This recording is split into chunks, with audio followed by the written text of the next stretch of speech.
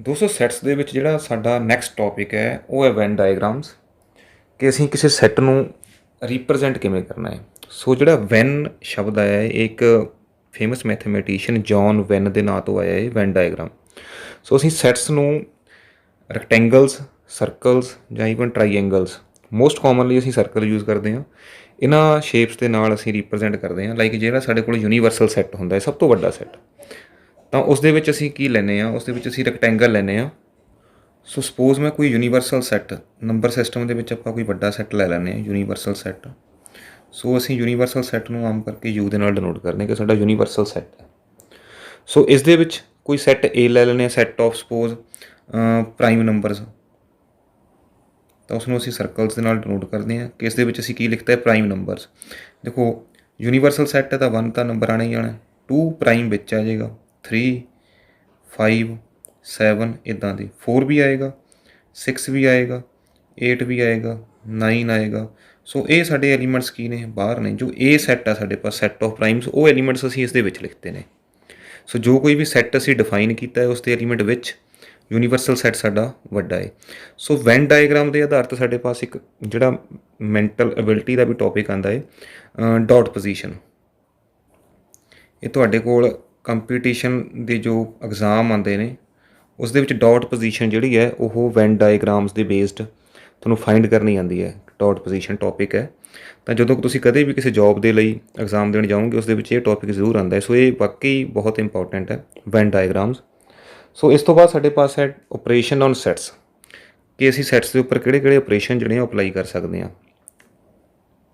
ਸੋ ਇਸ ਤੋਂ ਪਹਿਲਾਂ ਕਿ ਅਸੀਂ ਆਪਰੇਸ਼ਨ ਔਨ ਸੈੱਟਸ ਕਰੀਏ, ਆਪਾਂ ਇੱਕ ਸਬਸੈਟਸ ਦੀ ਵੀ ਪਿਕਚਰ ਬਣਾ ਕੇ ਦੇਖ ਲੈਂਦੇ ਹਾਂ ਕਿ ਸਬਸੈਟ ਕਿਸ ਤਰ੍ਹਾਂ ਸ਼ੋਅ ਕਰਦੇ ਹਾਂ ਅਸੀਂ। Suppose A is subset of B, ਤਾਂ ਸਪੋਜ਼ ਮੇਰੇ ਪਾਸ ਵੱਡਾ ਯੂਨੀਵਰਸਲ ਸੈੱਟ ਯੂ ਹੈ ਇਹ, ਤਾਂ ਜੇਕਰ ਏ ਸਪੋਜ਼ 1,2 ਐਲੀਮੈਂਟ ਦਾ ਸੈੱਟ ਹੈ ਅਤੇ ਸਬਸੈਟ ਕਿਸ ਦਾ, ਬੀ ਦਾ ਵੱਡਾ ਸੈੱਟ ਹੈ 1 2 3 4 5, ਤਾਂ ਮੈਂ ਇਹ ਜਿਹੜਾ ਬੀ ਸੈੱਟ ਹੈ ਉਹ ਵੱਡਾ ਬਣਾਵਾਂਗੇ ਆਪਾਂ, ਅਤੇ ਏ ਇਸ ਦਾ ਸਬਸੈਟ ਵਿੱਚ ਬਣ ਜਾਏਗਾ ਛੋਟਾ।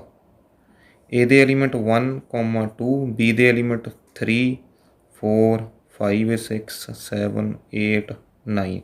ਸੋ ਜਿਹੜੇ ਬੀ ਦੇ ਐਲੀਮੈਂਟ ਨੇ ਉਹ ਬੀ ਦੇ ਵਿੱਚ ਨੇ 1 2 3 4 5, ਏ ਦੇ ਐਲੀਮੈਂਟ ਏ ਦੇ ਵਿੱਚ ਨੇ। ਸੋ ਇਹ ਸਾਡਾ ਬੀ ਵੱਡਾ ਸੈੱਟ ਹੋ ਗਿਆ, ਸੁਪਰ ਸੈੱਟ, ਅਤੇ ਇਹ ਸਾਡਾ ਸਬਸੈੱਟ ਹੋ ਗਿਆ, ਇਹਦੇ ਵਿੱਚ ਹੋ ਗਿਆ। ਸੋ ਸਬਸੈੱਟ ਸੈੱਟ ਦੇ ਵਿੱਚ ਬਣਾਉਂਦੇ ਹਾਂ ਅਸੀਂ। ਚਲੋ ਇਸ ਤੋਂ ਬਾਅਦ ਆਪਾਂ ਆਪਰੇਸ਼ਨਸ ਦੀ ਗੱਲ ਕਰ ਲੈਂਦੇ ਹਾਂ। ਸੋ ਸਾਡੇ ਪਾਸ ਜਿਹੜੇ ਬੇਸਿਕ ਆਪਰੇਸ਼ਨਸ ਨੇ ਸੈੱਟਸ ਦੇ ਉੱਪਰ 3-4 ਨੇ, ਜਿਸ ਦੇ ਵਿੱਚ ਯੂਨੀਅਨ ਆ ਜਾਂਦਾ ਹੈ, ਇੰਟਰਸੈਕਸ਼ਨ ਆ ਜਾਂਦੀ ਹੈ, ਅਤੇ ਡਿਫਰੈਂਸਿਸ ਆ ਜਾਂਦੇ ਨੇ। ਸੋ ਪਹਿਲਾਂ ਆਪਾਂ ਯੂਨੀਅਨ ਡਿਸਕਸ ਕਰਦੇ ਹਾਂ। ਸੋ ਯੂਨੀਅਨ ਆਫ ਸੈੱਟਸ, ਯੂਨੀਅਨ ਦੇ ਨਾਮ ਤੋਂ ਹੀ ਕਲੀਅਰ ਹੈ। ਯੂਨੀਅਨ ਦਾ ਮਤਲਬ ਕੀ ਹੈ, ਇਕੱਠੇ ਹੋ ਜਾਣਾ। Like United States of America USA, ਉਹਦੇ ਵਿੱਚ ਸਟੇਟਸ ਕੀ ਨੇ, ਇਕੱਠੀਆਂ ਹੋਈਆਂ ਨੇ। ਸੋ ਯੂਨੀਅਨ ਆਫ ਸੈੱਟਸ ਦੇ ਵਿੱਚ ਕੀ ਹੈ ਕਿ ਜਦੋਂ ਦੋ ਸੈੱਟਸ ਇਕੱਠੇ ਹੁੰਦੇ ਨੇ ਤਾਂ ਉਹਨਾਂ ਦੇ ਜਿਹੜੇ ਐਲੀਮੈਂਟਸ ਨੇ ਅਸੀਂ ਉਹਨਾਂ ਨੂੰ ਕੰਬਾਈਨ ਕਰ ਲੈਣਾ ਹੈ, ਬਸ਼ਰਤੇ ਕਿ ਅਸੀਂ ਜਿਹੜਾ ਐਲੀਮੈਂਟ ਉਹ ਰਿਪੀਟ ਨਹੀਂ ਕਰਨਾ। ਇਸ ਦੇ ਵਿੱਚ ਜਿਹੜਾ ਸਿੰਬਲ ਯੂਜ਼ ਹੁੰਦਾ ਹੈ ਉਹ ਯੂ ਯੂਜ਼ ਹੁੰਦਾ ਹੈ, ਯੂਨੀਅਨ ਯੂ, ਇਹ ਵਾਲਾ। ਸਪੋਜ਼ ਸਾਡੇ ਪਾਸ 2 ਸੈੱਟਸ ਨੇ, ਸੈੱਟ ਏ ਹੈ, AEIOU, ਸੈੱਟ ਬੀ ਹੈ ਸਾਡੇ ਪਾਸ, ਸਪੋਜ਼ ਇਹ ਹੈ ABCD। ਤਾਂ ਅਸੀਂ ਯੂਨੀਅਨ ਫਾਈਂਡ ਕਰਨੀ ਹੈ, ਦੋਨੇ ਸੈੱਟਾਂ ਨੂੰ ਕੰਬਾਈਨ ਕਰਨਾ ਹੈ। ਤਾਂ what is A union B? A union B, A ਅਤੇ B ਇਕੱਠੇ ਹੋ ਗਏ, ਯੂਨਾਈਟ ਹੋ ਗਏ, ਤਾਂ ਦੋਨਾਂ ਦੇ ਜਿਹੜੇ ਐਲੀਮੈਂਟਸ ਨੇ ਉਹ ਅਸੀਂ ਕਾਮਨ ਕਰਤੇ, ਅਸੀਂ ਇਕੱਠੇ ਕਰ ਲਏ। ਸੋ ਇਕੱਠੇ ਕਿਸ ਤਰ੍ਹਾਂ ਹੋਣਗੇ, A ਇੱਥੇ ਵੀ ਆ ਰਿਹਾ, ਇੱਥੇ ਵੀ ਆ ਰਿਹਾ, A 'ਚ ਵੀ ਆਏਗਾ। EIOU, ਇਸ ਦਾ A ਆਲਰੇਡੀ ਆ ਚੁੱਕਿਆ, BCD।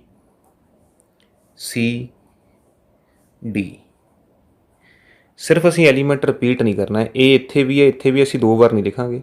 ਬਾਕੀ ਜਿੰਨੇ ਐਲੀਮੈਂਟ A ਦੇ ਨੇ ਉਹ ਵੀ ਆਉਣਗੇ, ਜਿੰਨੇ ਐਲੀਮੈਂਟ B ਦੇ ਨੇ ਯੂਨੀਅਨ ਦੇ ਵਿੱਚ ਉਹ ਵੀ ਆਉਣਗੇ। ਯੂਨੀਅਨ ਤੋਂ ਭਾਵ ਹੀ ਕੀ ਹੈ ਕਿ ਇਕੱਠੇ ਹੋ ਜਾਣਾ। ਸੋ ਅਸੀਂ ਯੂਨੀਅਨ ਦੇ ਵਿੱਚ A ਯੂਨੀਅਨ B, ਇਸ ਨੂੰ ਪੜ੍ਹਨਾ ਕਿਵੇਂ ਹੈ, A ਯੂਨੀਅਨ B, ਤਾਂ ਇਹਦੇ ਵਿੱਚ ਸਾਰੇ ਐਲੀਮੈਂਟਸ ਕੀ ਆ ਜਾਣਗੇ, ਦੋਨਾਂ ਦੇ ਕੰਬਾਈਨਡ। ਸੋ ਜੇ ਅਸੀਂ ਡੈਫੀਨੇਸ਼ਨ ਲਿਖਣੀ ਹੋਵੇ ਅਸੀਂ ਕੀ ਲਿਖ ਸਕਦੇ ਹਾਂ, union A union B is the set of all the elements of set A, all the elements of set A and all the elements of set B। ਦੋਵੇਂ ਸੈੱਟ ਦੇ ਅਸੀਂ ਸਾਰੇ ਐਲੀਮੈਂਟਸ ਲੈਣੇ ਨੇ, ਕਾਊਂਟ ਕਰਨੇ ਨੇ। ਸੋ ਯੂਨੀਅਨ ਦੀਆਂ ਕੁਝ ਪ੍ਰੋਪਰਟੀਜ਼ ਨੇ ਸਾਡੇ ਪਾਸ, ਬੜੀਆਂ ਈਜ਼ੀ ਨੇ, ਜਿਸ ਦੇ ਵਿੱਚ ਫਸਟ ਜਿਹੜੀ ਸਾਡੇ ਪਾਸ ਆਉਂਦੀ ਹੈ ਉਹ ਹੈ ਕਮੂਟੇਟਿਵ। ਚਾਹੇ ਅਸੀਂ A ਨੂੰ B ਦੇ ਨਾਲ ਯੂਨਾਈਟ ਕਰੀਏ, ਚਾਹੇ B ਨੂੰ A ਦੇ ਨਾਲ, ਕੋਈ ਫਰਕ ਨਹੀਂ ਪੈਂਦਾ ਹੈ। A B ਦੇ ਨਾਲ ਮਿਲੇ ਜਾਂ B A ਦੇ ਨਾਲ ਮਿਲੇ, ਇਸ ਨੂੰ ਅਸੀਂ ਕਮੂਟੇਟਿਵ ਪ੍ਰੋਪਰਟੀ ਬੋਲਦੇ ਹਾਂ, ਤਾਂ ਇਕੁਅਲ ਆਉਂਦੇ ਨੇ। ਸੈਕੰਡ ਸਾਡੇ ਪਾਸ ਹੈ association, A union B union C, ਇਸ ਨੂੰ ਅਸੀਂ ਪਹਿਲਾਂ ਲੈ ਰਹੇ ਹਾਂ, ਇਹ ਬਾਅਦ 'ਚ ਯੂਨਾਈਟ ਕਰਨਾ ਹੈ। ਤਾਂ A ਯੂਨੀਅਨ B ਅਸੀਂ ਪਹਿਲਾਂ ਕਰ ਲਈਏ ਅਤੇ ਇਸ ਨੂੰ ਅਸੀਂ ਚਾਹੇ ਬਾਅਦ 'ਚ ਕਰ ਲਈਏ, ਕੋਈ ਫਰਕ ਨਹੀਂ ਪੈਂਦਾ, ਕੰਬਾਈਨਡ ਹੋ ਹੀ ਜਾਣਾ ਹੈ। ਇਸ ਨੂੰ ਅਸੀਂ ਬੋਲਦੇ ਹਾਂ ਐਸੋਸੀਏਟਿਵ ਪ੍ਰੋਪਰਟੀ। ਇਹ ਸਾਡੇ ਪਾਸ ਹੈ ਕਮੂਟੇਟਿਵ, ਕਿ ਕੋਈ ਫਰਕ ਨਹੀਂ ਪੈਂਦਾ ਕਿ ਕਿਸ ਸੈੱਟ ਦੇ ਐਲੀਮੈਂਟ ਅਸੀਂ ਪਹਿਲਾਂ ਕੰਬਾਈਨ ਕਰ ਰਹੇ ਹਾਂ, ਕਿਸ ਸੈੱਟ ਨੂੰ ਅਸੀਂ ਪਹਿਲਾਂ ਕੰਸੀਡਰ ਕਰ ਰਹੇ ਹਾਂ, ਯੂਨੀਅਨ ਦੇ ਵਿੱਚ ਰਿਜ਼ਲਟ ਸੇਮ ਆਉਣਾ ਹੈ। ਤੀਸਰਾ ਸਾਡੇ ਪਾਸ ਹੈ ਸਪੋਜ਼ A ਜਿਹੜਾ ਹੈ ਇਸ ਦੀ ਯੂਨੀਅਨ ਮੈਂ ਕਿਸੇ ਐਮਪਟੀ ਸੈੱਟ ਨਾਲ ਕਰ ਦਿੰਦਾ ਹੈ, ਖਾਲੀ ਹੈ, ਕੁਛ ਨਹੀਂ ਹੈ ਦੂਜੇ ਸੈੱਟ ਦੇ ਕੋਲ, ਅਤੇ A ਉਹਦੇ ਨਾਲ ਜਾ ਕੇ ਯੂਨਾਈਟ ਹੋ ਜਾਂਦਾ ਹੈ, ਇਕੱਠਾ ਹੋ ਜਾਂਦਾ ਹੈ। ਸੋ ਜਿਸ ਦੇ ਕੋਲ ਹੈ ਹੀ ਕੁਛ ਨਹੀਂ, ਤਾਂ A ਦੇ ਉੱਪਰ ਤਾਂ ਕੋਈ ਫਰਕ ਪਾਊਗਾ ਨਹੀਂ, ਤਾਂ ਰਿਜ਼ਲਟ ਵੀ ਸਾਡੇ ਕੋਲ ਕੀ ਆਊਗਾ, A ਹੀ ਆਊਗਾ, ਕਿਉਂਕਿ ਇਹਦੇ ਪਾਸ ਤਾਂ ਕੋਈ ਐਲੀਮੈਂਟ ਹੈ ਹੀ ਨਹੀਂ ਸੀ, ਤਾਂ ਖਾਲੀ ਸੀ, ਤਾਂ ਰਿਜ਼ਲਟ ਦੇ ਵਿੱਚ ਸਾਰੇ ਐਲੀਮੈਂਟ ਕਿਸ ਦੇ ਆਉਣਗੇ, A ਦੇ ਆਉਣਗੇ। ਇਸੇ ਤਰ੍ਹਾਂ ਇਸ ਨੂੰ ਅਸੀਂ ਆਈਡੈਂਟੀਟੀ ਵੀ ਬੋਲ ਦਿੰਦੇ ਹਾਂ, ਕਿ ਜਿਸ ਤਰ੍ਹਾਂ ਐਡੀਸ਼ਨ ਦੇ ਵਿੱਚ ਆਈਡੈਂਟੀਟੀ ਹੁੰਦੀ ਹੈ ਕਿ 5 ਦੇ ਵਿੱਚ 0 ਐਡ ਕੀਤਾ 5 ਹੀ ਆ ਗਿਆ, ਮਲਟੀਪਲੀਕੇਸ਼ਨ ਦੇ ਵਿੱਚ 1 ਹੁੰਦਾ ਹੈ, 5 ਨੂੰ 1 ਨਾਲ ਮਲਟੀਪਲਾਈ ਕੀਤਾ ਆਨਸਰ 5 ਹੀ ਆ ਗਿਆ। ਤਾਂ ਇੱਥੇ ਜਿਹੜਾ ਐਮਪਟੀ ਸੈੱਟ ਹੈ ਉਹ ਆਈਡੈਂਟੀਟੀ ਦੇ ਤੌਰ 'ਤੇ ਕੰਮ ਕਰਦਾ ਹੈ, ਕਿ A ਦੀ ਯੂਨੀਅਨ ਮੈਂ 5 ਦੇ ਨਾਲ ਲਈ ਐਮਪਟੀ ਸੈੱਟ ਦੇ ਨਾਲ, ਤਾਂ ਇਹ ਆਈਡੈਂਟੀਟੀ ਹੋ, ਕਿਉਂਕਿ A ਦੀ ਆਈਡੈਂਟੀਟੀ ਗਾਇਬ ਨਹੀਂ ਹੋਈ, A ਹੀ ਰਹਿ ਗਿਆ, ਇਹ ਕੋਈ ਨਵਾਂ ਸੈੱਟ ਨਹੀਂ ਬਣਿਆ ਹੈਗਾ। ਸੋ ਇਸ ਨੂੰ ਅਸੀਂ ਆਈਡੈਂਟੀਟੀ ਵੀ ਲੈ ਸਕਦੇ ਹਾਂ। ਫੋਰਥ ਸਾਡੇ ਪਾਸ ਹੈ A ਯੂਨੀਅਨ A। ਜੇਕਰ ਮੈਂ A ਦੀ ਯੂਨੀਅਨ A ਦੇ ਨਾਲ ਹੀ ਲੈ ਲਵਾਂ, ਤਾਂ ਜਿੰਨੇ ਐਲੀਮੈਂਟ A ਦੇ ਨੇ ਆਨਸਰ 'ਚ ਉਹੀ ਆਉਣਗੇ ਨਾ, ਕੋਈ ਨਵਾਂ ਐਲੀਮੈਂਟ ਤਾਂ ਆਇਆ ਨਹੀਂ ਹੈ। A ਦੇ ਐਲੀਮੈਂਟ ਤਾਂ ਸੇਮ ਹੀ ਨੇ, ਸਪੋਜ਼ AEIOU ਦੀ ਮੈਂ AEIOU ਨਾਲ ਹੀ ਲੈ ਲੈਂਦਾ ਯੂਨੀਅਨ, ਤਾਂ ਕੀ ਫਰਕ ਪਏਗਾ, ਉਹੀ ਐਲੀਮੈਂਟਸ ਆਉਣਗੇ ਆਨਸਰ ਦੇ ਵਿੱਚ ਵੀ, A ਹੀ ਰਹਿ ਜਾਏਗਾ ਸਾਡੇ ਪਾਸ। ਸੋ ਇਹ ਕੁਝ ਸਾਡੇ ਪਾਸ ਪ੍ਰੋਪਰਟੀਜ਼ ਨੇ। ਲਾਸਟ ਸਾਡੇ ਪਾਸ ਇੱਕ ਪ੍ਰੋਪਰਟੀ ਹੈ ਯੂਨੀਵਰਸਲ ਸੈੱਟ ਦੇ ਨਾਲ। ਸਪੋਜ਼ ਮੈਂ A union universal set U ਦੇ ਨਾਲ ਯੂਨੀਅਨ ਲੈ ਲੈਂਦਾ, ਤਾਂ ਰਿਜ਼ਲਟ ਕੀ ਆਏਗਾ। ਹੁਣ ਸਪੋਜ਼ ਸਾਡੇ ਪਾਸ A ਇੱਕ ਸੈੱਟ ਹੈ, ਛੋਟਾ, ਸਾਡੀ ਧਰਤੀ ਹੈ, ਤਾਂ ਦੂਸਰਾ ਮੇਰੇ ਪਾਸ ਯੂਨੀਵਰਸ ਹੈ ਪੂਰਾ। ਜੇ ਮੈਂ ਦੋਨਾਂ ਨੂੰ ਇਕੱਠਾ ਕਰਦਾ ਤਾਂ ਰਿਜ਼ਲਟ ਕੀ ਆਏਗਾ, ਆਫਕੋਰਸ ਯੂਨੀਵਰਸ ਆਏਗਾ, ਵੱਡੀ ਚੀਜ਼ ਕਿਹੜੀ ਹੈ, ਯੂਨੀਵਰਸ ਹੈ, ਤਾਂ ਆਨਸਰ ਇਸ ਦਾ ਕੀ ਆਏਗਾ, ਯੂਨੀਵਰਸਲ ਸੈੱਟ ਆਏਗਾ, U। So A union universal set U, result ਕੀ ਹੈਗਾ ਸਾਡੇ ਪਾਸ, ਵੱਡਾ ਸੈੱਟ, ਯੂਨੀਵਰਸਲ ਸੈੱਟ। ਸੋ ਇਸ ਦੇ ਉੱਪਰ ਕੁਝ ਡਿਸਟਰੀਬਿਊਟਿਵ ਪ੍ਰੋਪਰਟੀਜ਼ ਵੀ ਹੈਗੀਆਂ ਨੇ, ਬਟ ਉਹ ਅਸੀਂ ਇੰਟਰਸੈਕਸ਼ਨ ਤੋਂ ਬਾਅਦ ਜਿਹੜੀਆਂ ਨੇ ਉਹ ਡਿਸਕਸ ਕਰਾਂਗੇ। ਈਵਨ ਅਸੀਂ ਇਸ ਨੂੰ ਫਿਗਰ ਦੇ ਨਾਲ, ਵੈਨ ਡਾਇਗਰਾਮ ਦੇ ਨਾਲ ਵੀ ਰਿਪਰਜੈਂਟ ਕਰ ਸਕਦੇ ਹਾਂ, ਲਾਈਕ ਦਿਸ ਵਨ। ਸਾਡੇ ਪਾਸ ਇਹ ਹੈ, ਇਹ ਸਾਡਾ ਯੂਨੀਵਰਸਲ ਸੈੱਟ U ਹੈ, ਇਹ ਸਾਡੇ ਪਾਸ A ਸੈੱਟ ਹੈ, ਅਤੇ B ਮੈਂ ਕੋਈ ਸੈੱਟ B ਲੈ ਲੈਣਾ, ਤਾਂ B ਇਹ ਸਪੋਜ਼ ਇਹਨਾਂ ਦੇ ਵਿੱਚ ਕੋਈ ਐਲੀਮੈਂਟ ਕਾਮਨ ਵੀ ਹੈ, ਇਹ ਵਾਲਾ ਸੈੱਟ, ਜਿਸ ਤਰ੍ਹਾਂ ਇਹਦੇ ਵਿੱਚ ਸਾਡੇ ਪਾਸ A ਕਾਮਨ ਸੀ ਇੱਥੇ, ਤਾਂ ਬਾਕੀ ਐਲੀਮੈਂਟਸ ਇੱਧਰ ਸੀ, ਤਾਂ A ਯੂਨੀਅਨ B ਦੇ ਵਿੱਚ ਕੀ ਆਏਗਾ, ਤਾਂ A ਯੂਨੀਅਨ B ਦੇ ਵਿੱਚ ਸਾਰਾ ਕੁਛ ਅਸੀਂ ਡਾਰਕ ਕਰ ਦਾਂਗੇ ਕਿ ਇਹਦੇ ਐਲੀਮੈਂਟ ਵੀ ਆ ਗਏ ਜੀ, ਇਹਦੇ ਵੀ ਆ ਗਏ, ਪਿਕਚਰ ਇਹਦੀ ਇਹ ਬਣੇਗੀ। ਜਿੰਨੇ ਐਲੀਮੈਂਟਸ ਇਸ ਜਗ੍ਹਾ ਦੇ ਵਿੱਚ ਨੇ ਤਾਂ ਸਾਰੇ A ਯੂਨੀਅਨ B ਦੇ ਵਿੱਚ ਨੇ। ਸੋ ਨੈਕਸਟ ਹੈ ਸਾਡੇ ਪਾਸ intersection. So intersection of sets, ਅਸੀਂ ਇੰਟਰਸੈਕਸ਼ਨ ਆਫ ਲਾਈਨਸ ਪੜ੍ਹ ਚੁੱਕੇ ਹਾਂ ਪਹਿਲਾਂ, ਇਸ ਤਰ੍ਹਾਂ ਜਦੋਂ ਲਾਈਨਸ ਇੰਟਰਸੈਕਟ ਕਰਦੀਆਂ ਨੇ। ਸੋ ਇੰਟਰਸੈਕਸ਼ਨ ਪੁਆਇੰਟ ਕਿਹੜਾ ਹੁੰਦਾ ਹੈ, ਦਿਸ ਵਨ, ਕਾਮਨ ਪੁਆਇੰਟ, ਜਿਹੜਾ ਇਸ ਲਾਈਨ ਦੇ ਵਿੱਚ ਵੀ ਹੈ, ਇਸ ਲਾਈਨ ਦੇ ਵਿੱਚ ਵੀ ਹੈ, ਤਾਂ ਉਹ ਇੰਟਰਸੈਕਸ਼ਨ ਪੁਆਇੰਟ ਹੈ। ਇਸੇ ਤਰ੍ਹਾਂ ਇੰਟਰਸੈਕਸ਼ਨ ਆਫ ਸੈਟਸ ਹੈ, ਇਸ ਨੂੰ ਅਸੀਂ ਡਿਨੋਟ ਕਰਦੇ ਹਾਂ ਉਲਟੇ U ਦੇ ਨਾਲ, ਸਿੰਬਲ ਅਸੀਂ ਇਸ ਤਰ੍ਹਾਂ ਯੂਜ਼ ਕਰਦੇ ਹਾਂ।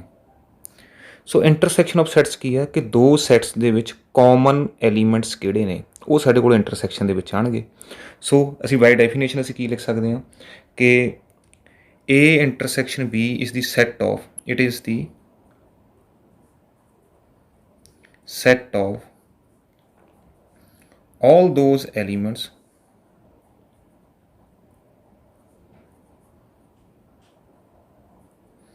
which are common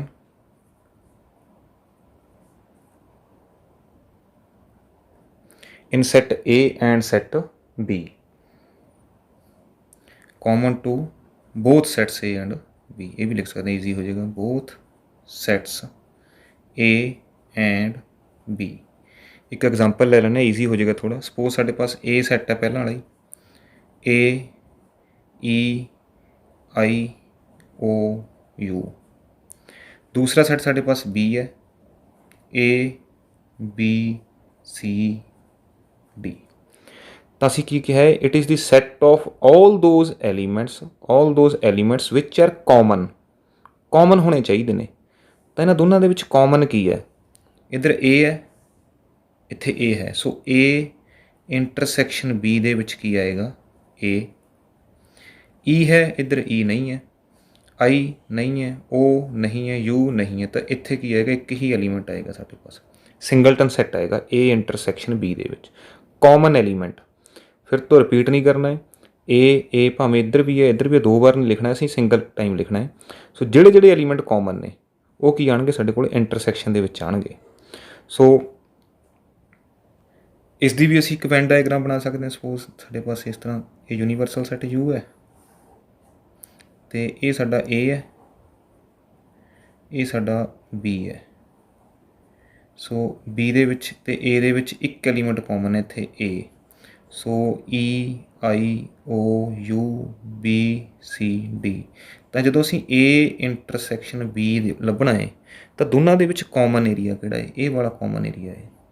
ਸੋ ਅਸੀਂ ਇਸ ਨੂੰ ਡਾਰਕ ਕਰਨਾ ਹੈ, ਸਿਰਫ ਇੰਨਾ ਕੁ ਪੋਰਸ਼ਨ ਜਿਹੜਾ ਸਾਡਾ ਹੈ A ਇੰਟਰਸੈਕਸ਼ਨ B ਦੇ ਵਿੱਚ ਹੈ, ਇਸ ਨੂੰ ਬੋਲਣਾ A ਇੰਟਰਸੈਕਸ਼ਨ B। ਤਾਂ ਇਸ ਦੇ ਵਿੱਚ ਇੱਕ ਹੀ ਐਲੀਮੈਂਟ ਆ ਰਿਹਾ ਸਾਡਾ, ਜਿਹੜਾ ਇੱਥੇ ਗਾਇਬ ਹੋ ਗਿਆ ਹੈ A। ਸੋ ਸੈਕਿੰਡ ਸਾਡੇ ਪਾਸ ਡੈਫੀਨੇਸ਼ਨ ਹੈ ਡਿਸਜੁਆਇੰਟ ਸੈਟਸ। ਡਿਸਜੁਆਇੰਟ ਸੈਟਸ ਕਿਹੜੇ ਹੁੰਦੇ ਨੇ ਸਾਡੇ ਪਾਸ, ਜਿਨ੍ਹਾਂ ਦੀ ਇੰਟਰਸੈਕਸ਼ਨ ਦੇ ਵਿੱਚ ਕੁਛ ਵੀ ਨਾ ਹੋਵੇ, ਟੋਟਲੀ ਅਲੱਗ-ਅਲੱਗ ਹੋਣ। ਲਾਈਕ ਇੱਕ ਪਾਸੇ ਅਸੀਂ ਲਿਖ ਲਈਏ ਸੈੱਟ ਆਫ ਆਡ ਨੰਬਰਸ, ਦੂਸਰਾ ਲਿਖ ਲਈਏ ਸੈੱਟ ਆਫ ਈਵਨ ਨੰਬਰਸ, ਦੋਨਾਂ ਦੇ ਵਿੱਚ ਕੁਛ ਵੀ ਕਾਮਨ ਨਹੀਂ ਹੈ। ਇੱਕ ਦੇ ਵਿੱਚ 1 3 5 7 ਹੈ, ਦੂਜੇ ਦੇ ਵਿੱਚ 2 4 6 8 ਹੈ।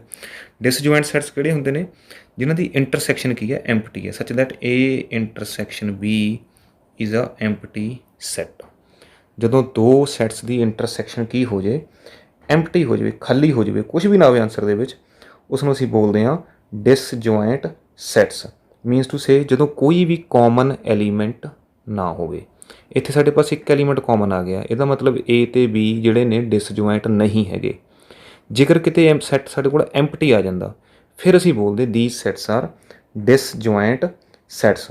ਆਪਾਂ ਹੁਣੇ ਗੱਲ ਕੀਤੀ ਕਿ A ਸੈੱਟ ਲੈ ਲੈਣੇ ਅਸੀਂ, ਸੈੱਟ ਆਫ ਆਡਸ 1 3 5 7। ਦੂਸਰੇ ਪਾਸੇ B ਲੈ ਲੈਂਦੇ ਅਸੀਂ, ਇਹ 2 4 6 8। ਤਾਂ ਜਦੋਂ ਮੈਂ ਇਹਨਾਂ ਨੂੰ ਇੰਟਰਸੈਕਸ਼ਨ ਚੈੱਕ ਕਰਾਂਗਾ A ਇੰਟਰਸੈਕਸ਼ਨ B, ਤਾਂ ਇਹਨਾਂ ਦੇ ਵਿੱਚ ਕੁਛ ਵੀ ਕਾਮਨ ਨਹੀਂ, 1 3 5 ਕੁਛ ਵੀ ਕਾਮਨ ਨਹੀਂ ਹੈ, ਤਾਂ ਸੈੱਟ ਕੀ ਹੈ ਸਾਡੇ ਪਾਸ, ਐਮਪਟੀ।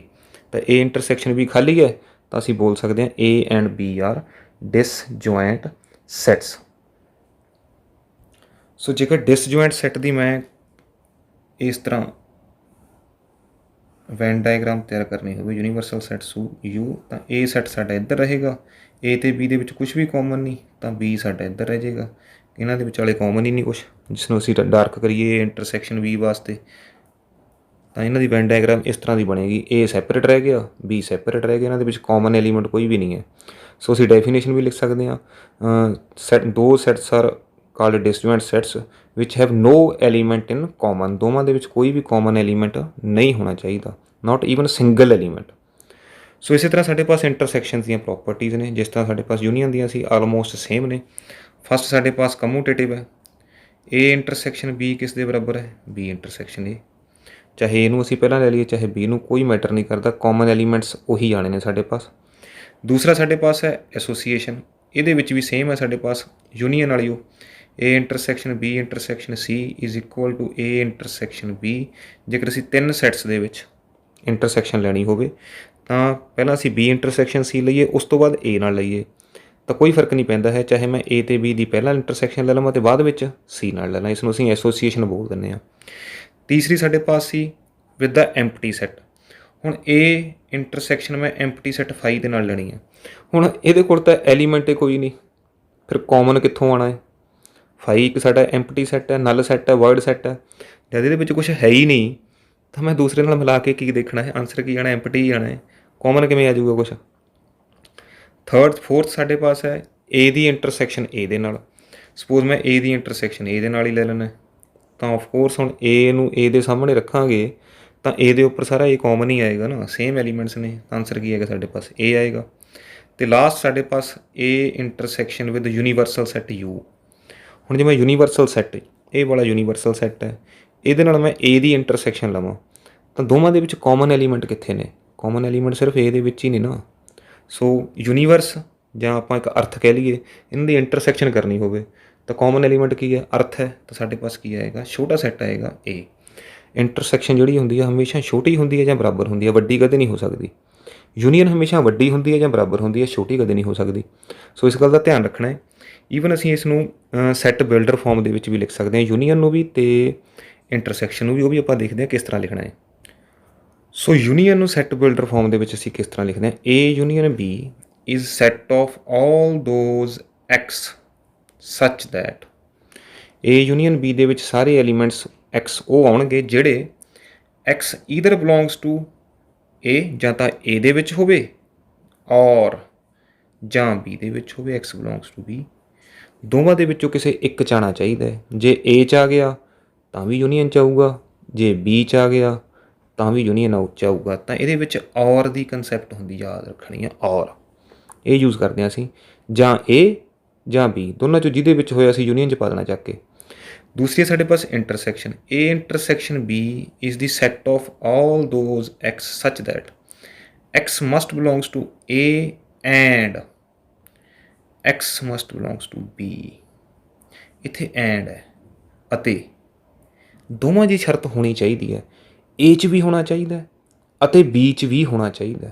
ਇਹ ਜਾਂ ਏ, ਜਾਂ A 'ਚ ਹੋਵੇ ਜਾਂ B 'ਚ ਹੋਵੇ, ਦੋਨਾਂ 'ਚੋਂ ਕਿਸੇ ਇੱਕ 'ਚ ਹੋਵੇ, ਸਾਨੂੰ ਕੋਈ ਕੰਸਰਨ ਨਹੀਂ ਹੈਗਾ, ਯੂਨੀਅਨ 'ਚ ਆ ਜਾਊਗਾ। ਇੰਟਰਸੈਕਸ਼ਨ 'ਚ ਉਹੀ ਆਊਗਾ ਜਿਹੜਾ A ਦੇ ਵਿੱਚ ਵੀ ਹੋਵੇ ਅਤੇ B ਦੇ ਵਿੱਚ ਵੀ ਹੋਵੇ। ਸੋ ਇੱਥੇ ਅਸੀਂ ਐਂਡ ਦੀ ਕੰਸੈਪਟ ਯੂਜ਼ ਕਰਦੇ ਹਾਂ। ਨੈਕਸਟ ਸਾਡੇ ਪਾਸ ਹੈ ਡਿਫਰੈਂਸ ਆਫ ਸੈਟਸ।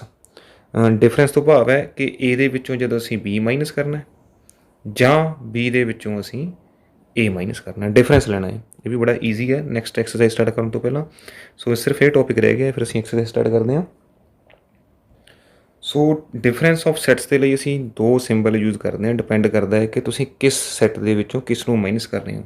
ਸਪੋਜ਼ ਤੁਸੀਂ A ਦੇ ਵਿੱਚੋਂ B ਮਾਈਨਸ ਕਰ ਰਹੇ ਹੋ, ਇੱਕ ਕੇਸ ਇਹ ਹੋ ਸਕਦਾ, ਜਾਂ ਔਰ B ਦੇ ਵਿੱਚੋਂ ਤੁਸੀਂ A ਮਾਈਨਸ ਕਰ ਸਕਦੇ ਹੋ। ਦੋਨਾਂ ਦੇ ਆਨਸਰ ਡਿਫਰੈਂਟ ਹੁੰਦੇ ਨੇ, ਦੋਨੇ ਡਿਫਰੈਂਟ ਕਨਸੈਪਟਸ ਨੇ। ਇੱਥੇ A ਦੇ ਵਿੱਚੋਂ B ਹਟਾ ਰਹੇ ਹਾਂ ਅਸੀਂ, ਇੱਥੇ B ਦੇ ਵਿੱਚੋਂ A ਹਟਾ ਰਹੇ ਹਾਂ। So what is the difference of sets? ਆਪਾਂ ਨੇ ਆਰਡਰ ਦਾ ਧਿਆਨ ਰੱਖਣਾ ਹੈ ਕਿ ਅੱਗੇ ਕੌਣ ਹੈ। So difference of sets A and B, ਜੇਕਰ ਅਸੀਂ ਇਸੇ ਆਰਡਰ ਦੇ ਵਿੱਚ ਲਈਏ, ਇਸ ਦੀ set of elements which belong to A but not B। Difference of sets ਇੱਥੇ ਸ਼ੁਰੂ ਕਰ ਲੈਂਦੇ ਹਾਂ। Of set A and B taken in order, ਇਸੇ ਆਰਡਰ 'ਚ ਰਹਿਣਾ ਅਸੀਂ। Taken in order is the elements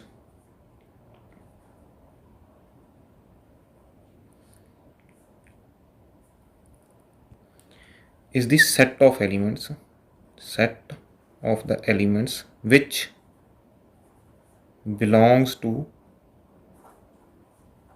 A but not B। ਇੱਕ ਐਗਜ਼ਾਮਪਲ ਲੈਂਦੇ ਹਾਂ, ਫਿਰ ਈਜ਼ੀਲੀ ਸਮਝ ਆ ਜਾਏਗਾ। ਇਹ ਤੋਂ ਕਹਿਣ ਤੋਂ ਭਾਵ ਕੀ ਹੈ ਕਿ ਅਸੀਂ A ਮਾਈਨਸ B ਦੇ ਵਿੱਚ ਉਹ ਐਲੀਮੈਂਟ ਲੈਣੇ ਨੇ ਜਿਹੜੇ A ਦੇ ਵਿੱਚ ਤਾਂ ਹੋਣ, A ਦੇ ਵਿੱਚ ਹੀ ਹੋਣ, ਪਰ B 'ਚ ਨਹੀਂ ਹੋਣੇ ਚਾਹੀਦੇ। ਉਹ ਸਿਰਫ ਤੇ ਸਿਰਫ A 'ਚ ਹੋਣੇ ਚਾਹੀਦੇ ਆ। ਕਹਿਣ ਤੋਂ ਭਾਵ ਕੀ ਹੈ, ਸਪੋਜ਼ ਮੇਰੇ ਪਾਸ A ਸੈੱਟ ਹੈ, A E I O U। ਸੋ ਦੂਸਰਾ ਸੈੱਟ ਮੈਂ B ਲਿਆ ਸੀ ਇੱਕ, ਉਸ ਦੇ ਵਿੱਚ ਅਸੀਂ ਲਿਖਿਆ ਸੀ A B C D।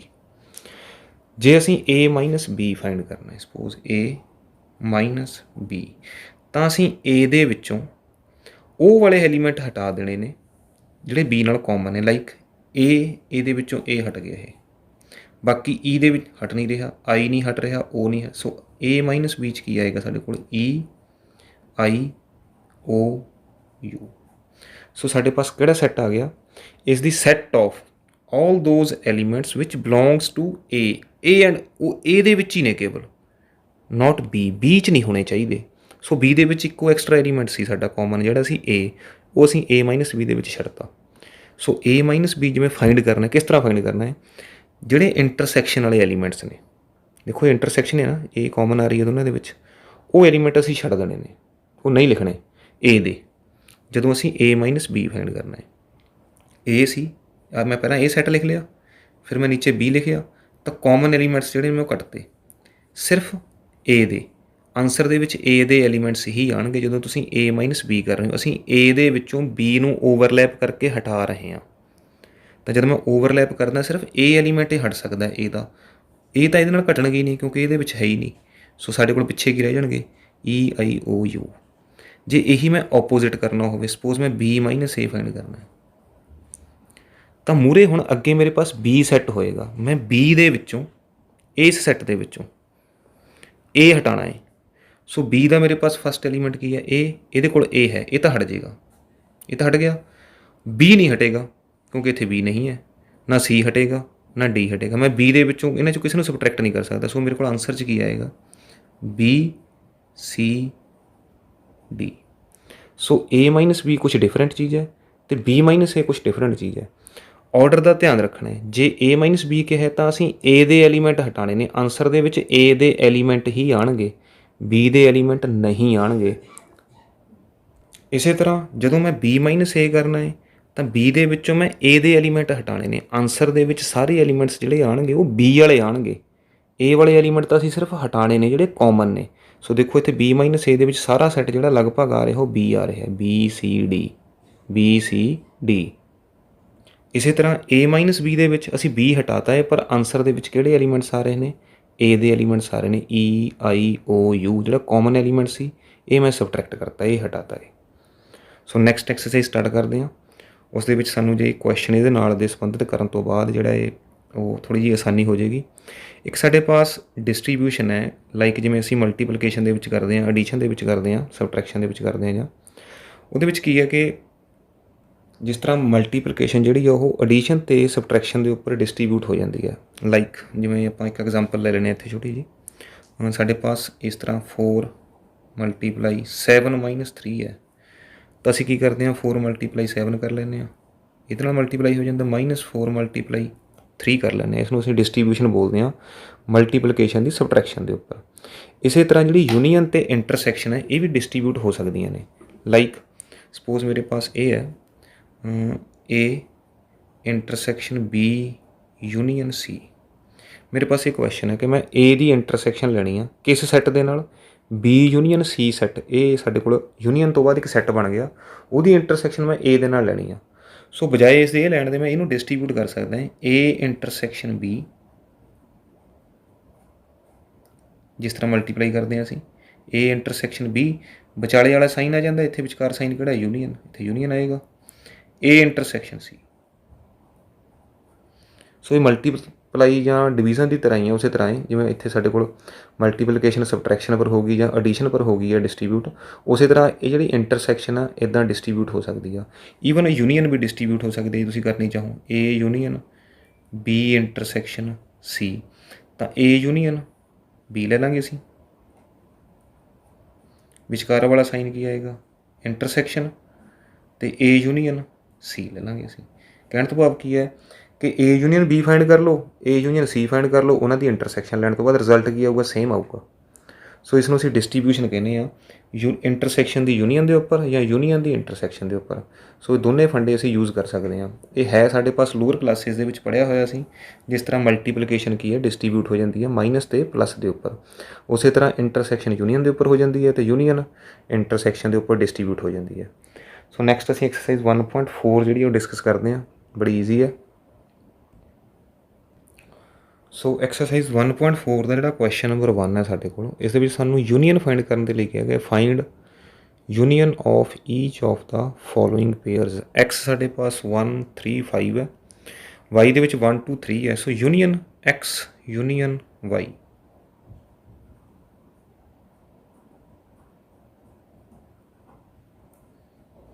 X union Y ਕੀ ਹੈਗਾ ਸਾਡੇ ਪਾਸ 1 ਕਾਮਨ ਹੈ ਦੋਨੇ ਪਾਸੇ, 2 3 5। ਸੋ ਅਸੀਂ ਐਲੀਮੈਂਟ ਜਿਹੜਾ ਰਿਪੀਟ ਨਹੀਂ ਕਰਨਾ ਹੈ। ਸੋ ਇੱਥੇ ਮੇਰੇ ਪਾਸ 1 ਸੀ ਦੋਨੋਂ ਸਾਈਡ, 3 ਦੋਨੋਂ ਸਾਈਡ ਹੈ, 2 ਵੀ ਆ ਗਿਆ ਅਤੇ 5 ਵੀ ਆ ਗਿਆ, ਤਾਂ ਯੂਨੀਅਨ ਕੀ ਬਣ ਗਈ 1 2 3 5। ਸੈਕਿੰਡ ਪਾਰਟ ਤੁਸੀਂ ਖੁਦ ਕਰਨਾ ਹੈ, ਈਜ਼ੀ ਹੈ। ਸੋ ਜਿਹੜਾ ਥਰਡ ਪਾਰਟ ਹੈ ਉਹ ਸੈੱਟ ਬਿਲਡਰ ਫਾਰਮ ਦੇ ਵਿੱਚ ਹੈ ਸਾਡੇ ਪਾਸ। x is a natural number and multiple of 3। x ਕੀ ਹੋਇਆ ਸਾਡੇ ਕੋਲ ਸੈੱਟ natural number multiple of 3, 3 6 9 12 15 so on. B set ਕੀ ਹੈ ਸਾਡੇ ਪਾਸ, ਸੌਰੀ ਏ ਹੈ ਸੈੱਟ ਸਾਡਾ ਇਹ, ਤਾਂ ਬੀ ਸੈੱਟ ਕੀ ਹੈ ਸਾਡੇ ਪਾਸ x is a natural number less than 6। 6 ਤੋਂ ਛੋਟਾ ਹੋਣਾ ਚਾਹੀਦਾ ਹੈ। 1 2 3 4 5। ਸੋ ਅਸੀਂ ਯੂਨੀਅਨ ਫਾਈਂਡ ਕਰਨੀ ਹੈ। What is A union B। So A union B ਦੇ ਵਿੱਚ ਕਾਮਨ ਐਲੀਮੈਂਟ ਸਾਰੇ ਹੀ ਸਾਡੇ ਪਾਸ ਜਿੰਨੇ ਵੀ ਨੇ A ਦੇ ਵੀ ਅਤੇ B ਦੇ ਵੀ ਸਾਰੇ ਹੀ ਲੈਣੇ ਅਸੀਂ। 1 ਆਏਗਾ, 2 ਆਊਗਾ, 3 ਇੱਧਰ ਵੀ ਹੈ ਇੱਧਰ ਵੀ ਹੈ ਤਾਂ ਇੱਕ ਲਿਖ ਲੈਂਦੇ ਅਸੀਂ 3 4 5 6 ਤੋਂ ਬਾਅਦ ਸਾਰੇ ਹੀ 6 9 12 15 18 ਐਂਡ ਸੋ ਔਨ। ਤਾਂ ਯੂਨੀਅਨ ਦੇ ਵਿੱਚ ਇਹ ਸਾਰੇ ਹੀ ਆ ਜਾਏਗਾ ਸਾਡੇ ਪਾਸ A ਯੂਨੀਅਨ B।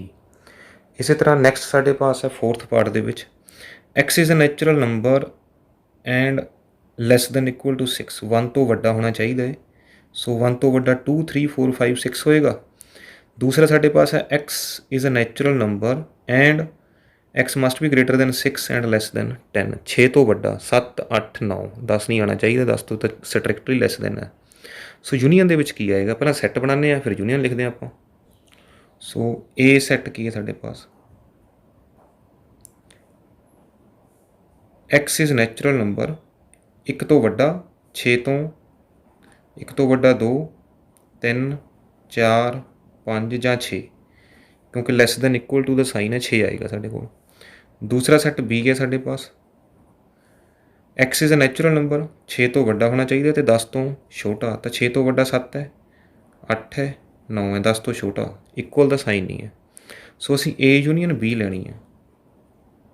ਤਾਂ A ਯੂਨੀਅਨ B ਅਸੀਂ 2 ਤੋਂ ਸਟਾਰਟ ਕਰ ਲੈਂਦੇ ਹਾਂ। ਦੋਵਾਂ ਦੇ ਕੰਬਾਈਨਡ ਐਲੀਮੈਂਟਸ ਲੈਣੇ ਇਕੱਠੇ ਕਰਕੇ। 2 ਵੀ ਆਏਗਾ, 3 ਵੀ ਆਊ, 4 ਵੀ ਆਊ, 5 ਵੀ ਆਊ, 6 7 8 9। ਦੇਖੋ ਇਸ ਦੇ 5 ਐਲੀਮੈਂਟ ਆ ਗਏ, ਇਸ ਦੇ 3 ਆ ਗਏ, ਟੋਟਲ 8 ਐਲੀਮੈਂਟ ਬਣ ਗਏ ਯੂਨੀਅਨ ਦੇ ਵਿੱਚ।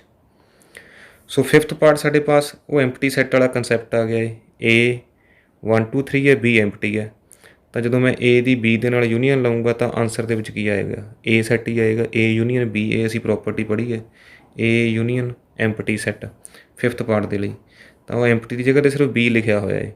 ਸੋ ਆਨਸਰ ਦੇ ਵਿੱਚ A ਸੈੱਟ ਹੀ ਆ ਜਾਏਗਾ ਸਾਡਾ। A ਕੀ ਹੈ ਸਾਡੇ ਕੋਲ 1 2 3, ਇਹ ਪ੍ਰੋਪਰਟੀ ਯੂਜ਼ ਹੋ ਜਾਏਗੀ ਸਾਡੀ ਇੱਥੇ। ਸੋ ਕੁਐਸਚਨ ਨੰਬਰ 2 ਜਿਹੜਾ ਥੋੜ੍ਹਾ ਜਿਹਾ ਥਿਓਰੈਟੀਕਲ ਆ, ਸਾਨੂੰ ਸਿਰਫ ਇੱਕ ਕੰਸੈਪਟ ਕਲੀਅਰ ਕੀਤਾ ਗਿਆ ਇਹਦੇ ਵਿੱਚ। A ਸੈੱਟ ਸਾਡੇ ਪਾਸ ਹੈ A, B, 2 ਐਲੀਮੈਂਟਸ ਨੇ ਇਹਦੇ ਵਿੱਚ। B ਦੇ ਵਿੱਚ ਸਾਡੇ ਕੋਲ 3 ਐਲੀਮੈਂਟ ਨੇ A B C। ਪਹਿਲਾ ਸਵਾਲ ਕੀ ਹੈ ਸਾਡੇ ਕੋਲ, is A a subset of B। ਕੀ A ਦੇ ਸਾਰੇ ਐਲੀਮੈਂਟ B ਦੇ ਵਿੱਚ ਹੈਗੇ ਨੇ, ਸਬਸੈਟ ਉਹੀ ਹੁੰਦਾ ਹੈ। ਸੋ A ਦੇ ਵਿੱਚ ਹੈ, ਉਹ B ਦੇ ਵਿੱਚ ਵੀ ਹੈ। B A set the member ਹੈ, B ਇਹਦੇ ਵਿੱਚ ਵੀ ਹੈ। ਸੋ A ਦੇ ਦੋਨੇ ਐਲੀਮੈਂਟ B ਦੇ ਵਿੱਚ ਹੈਗੇ ਨੇ। ਸੋ A ਕੀ ਹੋਇਆ, A subset of B। So what is A union B। ਜਦੋਂ ਮੈਂ A ਅਤੇ B ਦੀ ਯੂਨੀਅਨ ਲਊਂਗਾ ਤਾਂ ਮੇਰੇ ਪਾਸ ਆਨਸਰ ਕੀ ਆਊਗਾ, A B B ਆਨਸਰ ਆਏਗਾ A B C। So A union B ਮੇਰੇ ਪਾਸ A ਹੀ ਬਣ ਜਾਏਗਾ। ਤਾਂ ਇੱਥੋਂ ਸਾਨੂੰ ਕੀ ਪਤਾ ਲੱਗਦਾ ਹੈ ਕਿ ਜਦੋਂ ਅਸੀਂ ਕਿਸੇ ਸਬਸੈਟ ਦੀ ਉਸਦੇ ਸੁਪਰ ਸੈੱਟ ਦੇ ਨਾਲ ਯੂਨੀਅਨ ਲੈਂਦੇ ਹਾਂ ਤਾਂ ਸਾਡੇ ਪਾਸ ਆਨਸਰ ਜਿਹੜਾ ਆਉਂਦਾ ਹੈ ਸੁਪਰ ਸੈੱਟ ਆਉਂਦਾ ਹੈ। ਜਿਵੇਂ ਅਸੀਂ ਯੂਨੀਵਰਸਲ ਸੈੱਟ ਦੀ ਉਹ ਲਈ ਸੀ, ਕੰਸੈਪਟ ਲਈ ਸੀ। ਇਹ ਕੁਛ ਇਸ ਤਰ੍ਹਾਂ ਹੈ। ਸੋ ਕੁਐਸਚਨ ਨੰਬਰ 2 ਨੂੰ ਆਪਾਂ ਇੱਥੇ ਡਿਸਕਸ ਕਰ ਲੈਂਦੇ ਹਾਂ ਕਿ ਕੀ ਪਤਾ ਚੱਲਦਾ ਸਾਨੂੰ, A is a subset of B ਕਿ ਨਹੀਂ। ਸੋ A, B ਜਿਹੜੇ ਐਲੀਮੈਂਟਸ ਨੇ ਉਹ ਕਿਹਨੂੰ ਬਿਲੋਂਗ ਕਰਦੇ ਨੇ, A ਨੂੰ ਬਿਲੋਂਗ ਕਰਦੇ ਨੇ। And A, B belongs to set B। A, B ਜਿਹੜੇ ਨੇ B ਦੇ ਵਿੱਚ ਵੀ ਨੇ। ਸੋ ਇੱਥੋਂ ਸਾਨੂੰ ਕੀ ਪਤਾ ਲੱਗਦਾ, that employees A is subset of B। A ਜਿਹੜਾ B ਦਾ ਸਬਸੈਟ ਹੋ ਗਿਆ। ਆਲਸੋ ਦੂਸਰੀ ਚੀਜ਼ ਸਾਨੂੰ ਕੀ ਪੁੱਛਿਆ ਉਹਨੇ, A ਯੂਨੀਅਨ B। ਸੋ ਜਦੋਂ ਮੈਂ A ਯੂਨੀਅਨ B ਫਾਈਂਡ ਕਰਾਂਗਾ, A ਯੂਨੀਅਨ B ਦੋਨਾਂ ਦੇ ਇਕੱਠੇ ਕਰਨੇ ਅਸੀਂ ਐਲੀਮੈਂਟਸ। A ਆਏਗਾ, B ਆਊਗਾ ਅਤੇ C ਆਊਗਾ। ਤਾਂ ਇਹ ਕਿਹੜਾ ਸੈੱਟ ਬਣਿਆ, ABC। ABC ਸੈੱਟ ਬਣ ਗਿਆ ਮੇਰੇ ਪਾਸ B। ਸੋ ਇਹ ਸਾਡੇ ਕੋਲ ਪਹਿਲਾਂ ਵਾਲੀ ਪ੍ਰੋਪਰਟੀ ਬਣ ਗਈ ਕਿ ਜਦੋਂ ਕਦੇ ਵੀ ਅਸੀਂ ਇੱਕ ਛੋਟੇ ਸੈੱਟ ਦੀ ਵੱਡੇ ਸੈੱਟ ਦੇ ਨਾਲ ਯੂਨੀਅਨ ਲੈਂਦੇ ਹਾਂ ਤਾਂ ਆਨਸਰ ਸਾਡੇ ਕੋਲ ਵੱਡਾ ਸੈੱਟ ਆਉਂਦਾ। ਜਿਵੇਂ ਯੂਨੀਵਰਸਲ ਸੈੱਟ ਦੀ ਐਗਜ਼ਾਮਪਲ ਲਈ ਸੀ, ਪ੍ਰੋਪਰਟੀ ਲਈ ਸੀ ਅਸੀਂ A union with universal set U, ਤਾਂ ਆਨਸਰ ਸਾਡੇ ਪਾਸ ਕੀ ਆਇਆ ਸੀ, ਯੂਨੀਵਰਸਲ ਸੈੱਟ U। ਤਾਂ ਇੱਥੇ ਕੀ ਹੈ ਕਿ A ਸਬਸੈੱਟ ਹੈ ਅਤੇ B ਸੁਪਰ ਸੈੱਟ ਹੈ A ਦਾ। ਤਾਂ ਜਦੋਂ ਅਸੀਂ A ਯੂਨੀਅਨ B ਲਈ ਤਾਂ ਆਨਸਰ ਸਾਡੇ ਪਾਸ ਕੀ ਆਇਆ, ਸੁਪਰ ਸੈੱਟ ਆਇਆ। ਸੋ ਜਦੋਂ ਕਦੇ ਵੀ ਅਸੀਂ ਕਿਸੇ ਸਬਸੈੱਟ ਦੀ ਉਸ ਦੇ ਸੁਪਰ ਸੈੱਟ ਦੇ ਨਾਲ ਯੂਨੀਅਨ ਲੈਣੀ ਹੈ ਤਾਂ ਆਨਸਰ ਸਾਡੇ ਪਾਸ ਹਮੇਸ਼ਾ ਕੀ ਆਉਣਾ, ਸੁਪਰ ਸੈੱਟ ਹੀ ਆਉਣਾ, ਸਾਨੂੰ ਫਾਈਂਡ ਕਰਨ ਦੀ ਵੀ ਲੋੜ ਨਹੀਂ ਹੈ। ਸੋ ਕੁਐਸਚਨ ਨੰਬਰ 2 ਦੇ ਬੇਸਡ ਕੁਐਸਚਨ ਨੰਬਰ 3 ਉਹਨੇ ਓਰਲ ਪੁੱਛ ਲਿਆ ਸਾਨੂੰ, A and B are two sets such that A is subset of B, what is A union B? A union B ਕੀ ਆਏਗਾ, B ਆਏਗਾ, ਸੁਪਰ ਸੈੱਟ ਆਏਗਾ। ਆਪਾਂ ਹੁਣੇ ਉੱਪਰ ਇਹ ਵਾਲੀ ਚੀਜ਼ ਨੂੰ ਜਰਨਲਾਈਜ਼ ਕਰਕੇ ਹਟੇ ਹਾਂ, ਸਮਝ ਕੇ ਹਟੇ ਹਾਂ ਕਿ ਜਦੋਂ ਕਦੇ ਵੀ ਸਬਸੈਟ ਦੀ ਯੂਨੀਅਨ ਲੈਣੀ ਹੈ ਸੁਪਰ ਸੈੱਟ ਦੇ ਨਾਲ ਤਾਂ ਆਨਸਰ ਕੀ ਆਉਣਾ ਹੈ, ਸੁਪਰ ਸੈੱਟ ਹੀ ਆਉਣਾ ਹੈ। ਸੋ A ਯੂਨੀਅਨ B ਕੀ ਆਏਗਾ, ਸੈੱਟ B ਆਏਗਾ। ਸੋ ਕੁਐਸਚਨ ਨੰਬਰ 4 ਡਿਸਕਸ ਕਰਦੇ ਹਾਂ ਆਪਾਂ। ਇਸ ਦੇ ਵਿੱਚ ਸਾਨੂੰ ਕਈ ਸੈੱਟ ਦਿੱਤੇ ਨੇ, set A B C D, ਅਤੇ ਇਸ ਦੇ ਵਿੱਚ ਵੱਖ-ਵੱਖ ਪਾਰਟਸ ਨੇ ਸਾਡੇ ਕੋਲ, ਅਸੀਂ ਅਲੱਗ-ਅਲੱਗ ਯੂਨੀਅਨਸ ਫਾਈਂਡ ਕਰਨੀਆਂ ਨੇ। ਸੋ ਕੁਛ ਕੁ ਯੂਨੀਅਨਸ ਮੈਂ ਫਾਈਂਡ ਕਰ ਦਿੰਦਾ, ਕੁਛ ਤੁਹਾਡੇ ਲਈ ਛੱਡ ਦਾਂਗੇ ਆਪਾਂ। A ਯੂਨੀਅਨ B, A ਅਤੇ B ਦੀ ਯੂਨੀਅਨ ਲੈਣੀ ਹੈ 1 ਇਸ ਦਾ ਐਲੀਮੈਂਟ, 2 ਵੀ ਹੈ ਇਸ 'ਚ, 3 ਦੋਨੋਂ ਸਾਈਡ ਹੈ, 4 ਵੀ ਆਉਣਾ ਇੱਥੋਂ, 3 4 ਆਲਰੇਡੀ ਆ ਚੁੱਕਿਆ ਹੈ, 5 6। ਸੋ A ਯੂਨੀਅਨ B ਬਣ ਗਿਆ ਸਾਡਾ। A ਯੂਨੀਅਨ C ਲੈਣਾ, ਅਸੀਂ A ਅਤੇ C ਲੈਣਾ ਸਪੋਜ਼, ਤਾਂ 1 2 3 4, ਪਹਿਲਾਂ ਮੈਂ A ਦੇ ਐਲੀਮੈਂਟ ਲਿਖ ਲਏ, B ਦੇ ਨਾਲ ਹੁਣ ਕੁਛ ਕਾਮਨ ਨਹੀਂ ਹੈ ਤਾਂ 5 6 7 8, 5 6 7 8, ਇਹ ਹੋ ਗਿਆ ਸਾਡਾ A ਯੂਨੀਅਨ C। ਤਿੰਨਾਂ ਦੀ ਯੂਨੀਅਨ ਲੈਣੀ ਹੈ, A union B union C, ਥੋੜ੍ਹਾ ਜਿਹਾ ਲੈਂਥੀ ਹੈ ਬਟ ਅਸੀਂ ਸਾਰੇ ਐਲੀਮੈਂਟ ਲੈ ਲੈਣੇ ਆ, A ਦੇ ਵੀ ਲੈਣੇ ਆ, B ਦੇ ਵੀ ਲੈਣੇ ਆ, C ਦੇ। A 1 2 3 4, A ਦੇ ਐਲੀਮੈਂਟ ਹੋ ਗਏ, 3 ਅਤੇ 4 ਕਾਮਨ ਨੇ, ਸੋ ਰਿਪੀਟ ਤਾਂ ਮੈਂ ਨਹੀਂ ਕਰਾਂਗਾ। 5 6, ਇਹ B ਆ ਗਿਆ ਮੇਰੇ ਪਾਸ। ਹੁਣ ਮੈਂ C ਵੀ ਲੈਣਾ, 5 6 ਆਲਰੇਡੀ ਆ ਚੁੱਕੇ ਇੱਥੇ, 7 8। ਬੜਾ ਈਜ਼ੀ ਹੈ, ਪਹਿਲਾਂ ਮੈਂ A ਦੇ ਐਲੀਮੈਂਟ ਲਏ, ਫਿਰ ਮੈਂ B ਦੇ ਲਏ, ਬਟ ਜਿਹੜੇ ਆਲਰੇਡੀ ਐਲੀਮੈਂਟ ਆ ਚੁੱਕੇ ਸੀ ਉਹ ਮੈਂ ਛੱਡਤੇ, ਬਾਕੀ ਦੇ ਸਾਰੇ ਲਿਖ ਲਏ ਇੱਥੇ। ਇਸੇ ਤਰ੍ਹਾਂ ਫਿਰ ਮੈਂ C ਦੇ ਲਿਖ ਲਏ ਐਲੀਮੈਂਟ, ਬਟ ਜਿਹੜੇ ਐਲੀਮੈਂਟ ਪਹਿਲਾਂ ਆਏ ਹੋਏ ਸੀ 5 ਅਤੇ 6 ਉਹ ਨਹੀਂ ਲਿਖੇ ਦੁਬਾਰਾ, ਮੈਂ ਰਿਪੀਟ ਨਹੀਂ ਕੀਤੇ, ਅਤੇ ਜਿਹੜੇ ਰਹਿ ਗਏ ਸੀ ਮੈਂ ਉਹ ਲਿਖ ਲਏ, ਇੱਥੇ ਐਡ ਕਰ ਲਏ। ਇਸੇ ਤਰ੍ਹਾਂ B union C union D, ਸੋ ਪਹਿਲਾਂ B ਦੇ ਐਲੀਮੈਂਟ ਲਿਖ ਲੈਂਦੇ ਆਪਾਂ ਫਟਾਫਟ। B ਦੇ ਐਲੀਮੈਂਟ ਕੀ ਨੇ, 3 ਹੈ, 4 ਹੈ, 5 ਹੈ ਅਤੇ 6 ਹੈ। ਅਗਲਾ ਸੈੱਟ ਕੀ ਹੈ ਮੇਰੇ ਪਾਸ, C ਦੇ ਲਿਖ ਲਓ, 5 6 ਤਾਂ ਆ ਗਏ ਇੱਥੇ ਸਾਡੇ ਪਾਸ, ਰਹਿ ਕੌਣ ਗਏ 7 ਅਤੇ 8, ਇਹ ਵੀ ਲਿਖ ਲੈਂਦੇ ਹਾਂ 7 8। ਸੋ D 'ਤੇ ਚੱਲਦੇ ਹਾਂ, 7 8, 7 8 ਤਾਂ ਆਲਰੇਡੀ ਆਏ ਹੋਏ ਨੇ, ਰਹਿ ਕੌਣ ਗਏ 9 ਅਤੇ 10, ਤਾਂ 9 ਅਤੇ 10 ਵੀ ਆ ਜਾਣਗੇ ਇੱਥੇ। ਸੋ ਇਹ ਸਾਡਾ ਹੋ ਗਿਆ B union C union D। ਇਸ ਦੇ ਪਾਰਟਸ 7 ਨੇ, ਸੋ ਬਾਕੀ ਦੇ ਜਿਹੜੇ ਪਾਰਟਸ ਨੇ ਮੈਂ ਤੁਹਾਡੇ ਲਈ ਛੱਡਤੇ ਨੇ, ਉਮੀਦ ਹੈ ਤੁਸੀਂ ਉਹਨਾਂ ਨੂੰ ਈਜ਼ੀਲੀ ਸੋਲਵ ਕਰ ਲਓਗੇ। ਸੋ ਦੋਸਤੋ, ਜੇਕਰ ਟੌਪਿਕ ਜਿਹੜਾ ਹੈ ਉਹ ਸਮਝ ਆਇਆ ਹੈ ਅਤੇ ਵੀਡੀਓ ਤੁਹਾਨੂੰ ਅੱਛੀ ਲੱਗੇ ਤਾਂ ਪਲੀਜ਼ ਵੀਡੀਓ ਨੂੰ ਬਾਕੀ ਸਾਥੀਆਂ ਦੇ ਨਾਲ ਸ਼ੇਅਰ ਜ਼ਰੂਰ ਕਰ ਦਿਓ। ਕੌਮੈਂਟ ਸੈਕਸ਼ਨ ਦੇ ਵਿੱਚ ਜਾ ਕੇ ਪਲੀਜ਼ ਕੌਮੈਂਟ ਜ਼ਰੂਰ ਕਰਿਆ ਕਰੋ, ਫੀਡਬੈਕ ਜ਼ਰੂਰ ਪ੍ਰੋਵਾਈਡ ਕਰ ਦਿਆ ਕਰੋ, ਅਤੇ ਇਸ ਦੇ ਨਾਲ ਥੋੜ੍ਹੀ ਮੋਟੀਵੇਸ਼ਨ ਮਿਲਦੀ ਹੈ, ਵੀਡੀਓਜ਼ ਨੂੰ ਇੰਪਰੂਵ ਕਰਨ ਦੇ ਲਈ ਫੀਡਬੈਕ ਮਿਲਦੀ ਹੈ, ਵਧੀਆ ਵੀਡੀਓਜ਼ ਬਣਾਉਣ ਦੇ ਲਈ ਮੋਟੀਵੇਸ਼ਨ ਮਿਲਦੀ ਹੈ। ਸੋ ਇਸ ਤੋਂ ਬਾਅਦ ਸਾਡੇ ਪਾਸ ਕੁਐਸਚਨ ਨੰਬਰ 5। ਕੁਐਸਚਨ ਨੰਬਰ 5 ਸ਼ੁਰੂ ਕਰਨ ਤੋਂ ਪਹਿਲਾਂ ਜੇਕਰ ਤੁਸੀਂ ਚੈਨਲ ਨੂੰ ਮੇਰੇ ਨੂੰ ਅਜੇ ਤੱਕ ਸਬਸਕ੍ਰਾਈਬ ਨਹੀਂ ਕੀਤਾ ਹੈ, ਪਲੀਜ਼ ਸਬਸਕ੍ਰਾਈਬ ਮਾਈ ਚੈਨਲ, ਤਾਂ ਕਿ ਤੁਹਾਨੂੰ ਲੇਟੈਸਟ ਵੀਡੀਓਜ਼ ਦੇ ਰੈਗੂਲਰ ਅਪਡੇਟਸ ਜੋ ਨੇ ਉਹ ਮਿਲਦੇ ਰਹਿਣ। ਕੁਐਸਚਨ ਨੰਬਰ 5 ਜਿਹੜਾ ਉਹ ਇੰਟਰਸੈਕਸ਼ਨ ਦਾ ਹੈ। Find the intersection of each pair of sets of questions 1 above set of question number 1 ਦੇ ਵਿੱਚ ਜਿਹੜੇ ਸਾਡੇ ਪਾਸੇ 4-5 ਪਾਰਟ ਨੇ, ਇਹਦੇ ਵਿੱਚ ਅਸੀਂ ਇੰਟਰਸੈਕਸ਼ਨ ਫਾਈਂਡ ਕਰਨੀ ਹੈ। ਸੋ 2-3 ਪਾਰਟ ਕਰ ਲੈਣਾ, ਬਾਕੀ ਤੁਸੀਂ ਖੁਦ ਕਰ ਲਓਗੇ, ਈਜ਼ੀ ਨੇ ਇਹ। ਸੋ ਫਸਟ ਪਾਰਟ ਦੇ ਵਿੱਚ ਅਸੀਂ ਕਰਨਾ ਹੈ X ਇੰਟਰਸੈਕਸ਼ਨ Y, ਇਹ ਇੰਟਰਸੈਕਸ਼ਨ ਦਾ ਸਾਈਨ ਹੈ। ਇੰਟਰਸੈਕਸ਼ਨ ਦੇ ਵਿੱਚ ਅਸੀਂ ਕਿਹੜੇ ਐਲੀਮੈਂਟ ਲੈਣੇ, ਜਿਹੜੇ ਦੋਨੋਂ ਸੈਟਸ ਦੇ ਵਿੱਚ ਕਾਮਨ ਨੇ, ਇੱਧਰ 1 ਹੈ, ਇੱਧਰ ਵੀ 1 ਹੈ, ਤਾਂ ਇੰਟਰਸੈਕਸ਼ਨ ਦੇ ਵਿੱਚ 1 ਆਏਗਾ। 3 3, ਬਸ 5 ਇੱਧਰ ਹੈ, ਇੱਧਰ ਹੈ ਨਹੀਂ, 2 ਇੱਧਰ ਹੈ, 2 ਇੱਧਰ ਨਹੀਂ ਹੈ। ਸੋ X ਇੰਟਰਸੈਕਸ਼ਨ Y ਕੀ ਹੈ ਸਾਡੇ ਪਾਸ 1, 3, ਸਾਡਾ ਫਸਟ ਪਾਰਟ ਹੋ ਗਿਆ ਜੀ। ਇਸੇ ਤਰ੍ਹਾਂ second part A intersection B, ਸੋ ਇੱਧਰ A ਹੈ, ਇੱਧਰ ਵੀ A ਹੈਗੀ ਹੈ, ਤਾਂ ਕਾਮਨ ਹੋ ਗਈ A। E ਨਹੀਂ ਹੈ, I ਨਹੀਂ ਹੈ, O ਨਹੀਂ ਹੈ, U ਨਹੀਂ ਹੈ, ਸੋ ਇੰਟਰਸੈਕਸ਼ਨ ਦੇ ਵਿੱਚ ਇੱਕ ਹੀ ਐਲੀਮੈਂਟ ਆਏਗਾ A, ਸਿੰਗਲਟਨ ਸੈੱਟ। ਇਸੇ ਤਰ੍ਹਾਂ ਪਾਰਟ 3 ਸਾਡੇ ਪਾਸ ਹੈ ਸੋ ਅਸੀਂ ਇਹ ਸੈੱਟ ਬਣਾਇਆ ਸੀ, ਤੁਸੀਂ ਆਲਰੇਡੀ ਬਣਾ ਚੁੱਕੇ ਹੋ ਸੈੱਟ। ਇਹ ਸੈੱਟ ਸਾਡੇ ਪਾਸ ਬਣਿਆ ਸੀ 3 6 9 12 ਸੋ ਔਨ। ਇਸੇ ਤਰ੍ਹਾਂ ਬੀ ਸੈੱਟ ਬਣਾਇਆ ਸੀ ਅਸੀਂ 1 2 3 4 5। ਸੋ ਅਸੀਂ ਇਹਨਾਂ ਦੀ ਇੰਟਰਸੈਕਸ਼ਨ ਲੈਣੀ ਆ।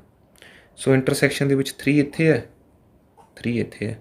ਸੋ ਹੋਰ ਤਾਂ ਕੋਈ ਨੰਬਰ ਇਹ 5 ਤੋਂ ਬਾਅਦ ਤਾਂ ਹੈ ਹੀ ਨਹੀਂ ਕੋਈ ਇਸ ਦੇ ਵਿੱਚ। ਸੋ ਇਹ ਇੰਟਰਸੈਕਸ਼ਨ ਬੀ ਕੀ ਆ ਜਾਏਗੀ ਤੀਸਰੇ ਪਾਰਟ ਦੇ ਵਿੱਚ ਸਾਡੇ ਪਾਸ ਓਨਲੀ 5, ਇੱਕ ਐਲੀਮੈਂਟ ਆਏਗਾ ਸਾਡੇ ਕੋਲ ਇਹ ਇੰਟਰਸੈਕਸ਼ਨ ਬੀ ਦੇ ਵਿੱਚ। ਇਸੇ ਤਰ੍ਹਾਂ ਜਿਹੜਾ ਪਾਰਟ 4 ਸੀ ਇਸ ਦੇ ਵਿੱਚ ਸਾਡੇ ਕੋਲ ਫਸਟ ਪਾਰਟ ਦੇ ਵਿੱਚ ਜਿਹੜੇ ਐਲੀਮੈਂਟਸ ਆਏ ਸੀ ਉਹ ਆਏ ਸੀ 2 3 4 5 6। ਇਸ ਦੇ ਵਿੱਚ ਆਏ ਸੀ 7 8 9। ਤਾਂ ਦੋਨਾਂ ਦੇ ਵਿੱਚ ਕੁਝ ਵੀ ਕਾਮਨ ਨਹੀਂ। ਪਹਿਲੇ ਸੈੱਟ ਦੇ ਵਿੱਚ ਕੀ ਆਏ ਸੀ 2 3 4 5 6 ਅਤੇ ਦੂਸਰੇ ਸੈੱਟ ਦੇ ਵਿੱਚ ਆਏ ਸੀ ਸਾਡੇ ਕੋਲ 7 8 9। ਸੋ ਜੇ ਮੈਂ ਦੋਨਾਂ ਦੀ ਇੰਟਰਸੈਕਸ਼ਨ ਚੈੱਕ ਕਰਾਂ ਇਹਨਾਂ ਦੇ ਵਿੱਚ ਕੋਈ ਵੀ ਐਲੀਮੈਂਟ ਜਿਹੜਾ ਕਾਮਨ ਨਹੀਂ ਹੈ। ਸੋ ਫੋਰਥ ਪਾਰਟ ਦੀ ਜਿਹੜੀ ਇੰਟਰਸੈਕਸ਼ਨ ਆਏਗੀ ਇਹ ਇੰਟਰਸੈਕਸ਼ਨ ਵੀ ਕੀ ਆਏਗੀ ਐਮਪਟੀ 5 ਐਮਪਟੀ ਸੈੱਟ ਆਏਗਾ ਕਿਉਂਕਿ ਕਾਮਨ ਕੁਛ ਨਹੀਂ ਆਉਣਾ। ਇਸੇ ਤਰ੍ਹਾਂ ਲਾਸਟ ਪਾਰਟ ਹੈ ਸਾਡੇ ਪਾਸ 5th ਇਹ ਇੰਟਰਸੈਕਸ਼ਨ ਐਮਪਟੀ ਸੈੱਟ 5। ਤਾਂ ਜਦੋਂ ਕਦੇ ਵੀ ਅਸੀਂ ਪ੍ਰੋਪਰਟੀ ਵੀ ਪੜ੍ਹੀ ਹੈ ਕਿ ਕਿਸੇ ਵੀ ਸੈੱਟ ਦੀ ਇਹ ਇੰਟਰਸੈਕਸ਼ਨ 5 ਲੈਂਦੇ ਹਾਂ ਤਾਂ ਜਦੋਂ ਇੰਟਰਸੈਕਸ਼ਨ ਖਾਲੀ ਸੈੱਟ ਦੇ ਨਾਲ ਲੈਣੀ ਹੈ ਤਾਂ ਕਾਮਨ ਐਲੀਮੈਂਟ ਕਿੱਥੋਂ ਆਊਗਾ। ਜਦੋਂ ਦੂਜਾ ਸੈੱਟ ਹੈ ਹੀ ਖਾਲੀ ਹੈ ਤਾਂ ਕਾਮਨ ਕੀ ਹੋਊਗਾ ਸਾਡੇ ਕੋਲ। ਸੋ ਇੱਥੇ ਕੀ ਆਊਗਾ ਐਮਪਟੀ ਸੈੱਟ 5 ਹੀ ਆਉਣਾ, ਖਾਲੀ ਆਉਣਾ ਹੈ ਪਾਰਟ 5 ਦੇ ਵਿੱਚ। ਸੋ ਇਹ ਹੋਗਾ ਤੁਹਾਡਾ ਕੁਐਸਚਨ ਨੰਬਰ 5। ਦੋਸਤੋ ਕੁਐਸਚਨ ਨੰਬਰ 6 ਜਿਹੜਾ ਸਾਡਾ ਇਹਦੇ ਵਿੱਚ ਸਾਨੂੰ 4 ਸੈੱਟ ਦਿੱਤੇ ਨੇ A B C D। ਸੋ ਅਲੱਗ-ਅਲੱਗ ਪਾਰਟਸ ਨੇ, ਜਿਹੜੇ ਈਜ਼ੀ ਨੇ ਉਹ ਮੈਂ ਥੋੜ੍ਹੇ ਕਰਾਂਗਾ, ਜਿਹੜੇ ਥੋੜ੍ਹੇ ਜਿਹੇ ਟਫ ਨੇ ਲੈਂਥੀ ਨੇ ਉਹ ਆਪਾਂ ਡਿਸਕਸ ਕਰ ਲਾਂਗੇ। ਸੋ ਫਸਟ ਪਾਰਟ ਦੇ ਵਿੱਚ A ਇੰਟਰਸੈਕਸ਼ਨ B ਪੁੱਛਿਆ ਸਾਨੂੰ। A ਇੰਟਰਸੈਕਸ਼ਨ B ਸੋ ਇਹਦੇ ਵਿੱਚ 3 ਹੈ, B 'ਚ ਨਹੀਂ ਹੈ, 5 ਨਹੀਂ ਹੈ, 7 ਇੱਧਰ ਵੀ ਹੈ, 7 ਇੱਧਰ ਵੀ ਹੈ। ਸੋ ਅਸੀਂ ਕਾਮਨ ਐਲੀਮੈਂਟਸ ਲਿਖਣੇ ਨੇ ਇੰਟਰਸੈਕਸ਼ਨ ਵਾਸਤੇ। ਸੋ ਇਹ ਯਾਦ ਰੱਖਣਾ ਹੈ। ਸੋ ਕਾਮਨ ਐਲੀਮੈਂਟ ਸਾਡੇ ਪਾਸ ਕੀ ਨੇ, ਫਸਟ ਆ ਗਿਆ ਸਾਡਾ 7, ਉਸ ਤੋਂ ਬਾਅਦ ਇੱਧਰ ਹੈ 9 ਅਤੇ ਇਸ ਸਾਈਡ ਵੀ ਕੀ ਹੈ 9। ਸੋ ਦੂਸਰਾ ਕੀ ਹੋਊਗਾ ਸਾਡਾ 9, ਤੀਸਰਾ ਹੈ 11। ਸੋ 3 ਐਲੀਮੈਂਟ ਸਾਡੇ ਕਾਮਨ ਨੇ ਤਾਂ ਉਹ ਇੰਟਰਸੈਕਸ਼ਨ ਦੇ ਵਿੱਚ ਆਉਣਗੇ A ਇੰਟਰਸੈਕਸ਼ਨ B ਦੇ ਵਿੱਚ। ਸੈਕਿੰਡ ਪਾਰਟ ਈਜ਼ੀ ਹੈ, ਇਹਦੇ ਵਿੱਚ ਸਾਡੇ ਪਾਸ 3 ਸੈਟਸ ਦੀ ਇੰਟਰਸੈਕਸ਼ਨ ਹੈ A B ਅਤੇ C the. A B C ਤਿੰਨਾਂ 'ਚ ਕਾਮਨ ਦੇਖਣਾ ਸੀ। 3 ਤਾਂ ਪਹਿਲਾਂ ਦੇਖੋ ਸਾਡੇ ਪਾਸ ਆਏ ਨਹੀਂ ਸੀ A ਇੰਟਰਸੈਕਸ਼ਨ B ਦੇ ਵਿੱਚ, ਸਿਰਫ 3 ਹੀ ਆਏ ਨੇ 7 9 ਅਤੇ 11 7 9 ਐਂਡ 11 A ਅਤੇ B ਦੇ ਵਿੱਚ। ਸੋ ਅੱਗੇ C ਵੀ ਚੈੱਕ ਕਰਨਾ ਸੀ, ਇਹਨੂੰ ਵੀ ਕੰਪੇਅਰ ਕਰ ਲੈਂਦੇ ਹਾਂ। ਸੋ ਜਦੋਂ ਮੈਂ ਇਹਨੂੰ C ਨਾਲ ਕੰਪੇਅਰ ਕਰਾਂਗਾ ਤਾਂ ਸਿਰਫ 11 ਕਾਮਨ ਆਉਂਦਾ ਹੈ। ਲਾਈਕ 3 ਇੱਥੇ ਹੈ ਪਰ ਇੱਥੇ ਨਹੀਂ ਹੈ, 5 ਨਹੀਂ ਹੈ, 7 ਹੈ ਇੱਥੇ। ਸੋ 7 ਵਾਸਤੇ ਮੈਂ ਜਦੋਂ ਅੱਗੇ ਜਾਵਾਂਗਾ ਤਾਂ ਇੱਥੇ 7 ਨਹੀਂ ਆ ਰਿਹਾ, ਸੋ 7 ਵੀ ਨਹੀਂ ਲਵਾਂਗੇ ਅਸੀਂ। 9 ਇੱਥੇ ਹੈ, ਇੱਥੇ ਵੀ ਹੈ, ਇਹਦੇ ਵਿੱਚ ਨਹੀਂ ਹੈ, ਸੋ 9 ਵੀ ਨਹੀਂ ਲੈ ਸਕਦੇ। 11 ਜੇ ਮੈਂ 13 ਅਤੇ 15 ਦੀ ਗੱਲ ਕਰਾਂ 13 ਇੱਥੇ ਤਾਂ ਹੈ ਬਟ ਇੱਥੇ ਨਹੀਂ ਹੈਗਾ। ਸੋ ਆਨਸਰ ਦੇ ਵਿੱਚ ਸਾਡੇ ਪਾਸ ਇੱਕ ਹੀ ਐਲੀਮੈਂਟ ਆਏਗਾ 11। ਸੋ ਇਹ ਸਾਡਾ ਸਿੰਗਲਟਨ ਸੈੱਟ ਬਣੇਗਾ 11। A intersection B intersection C।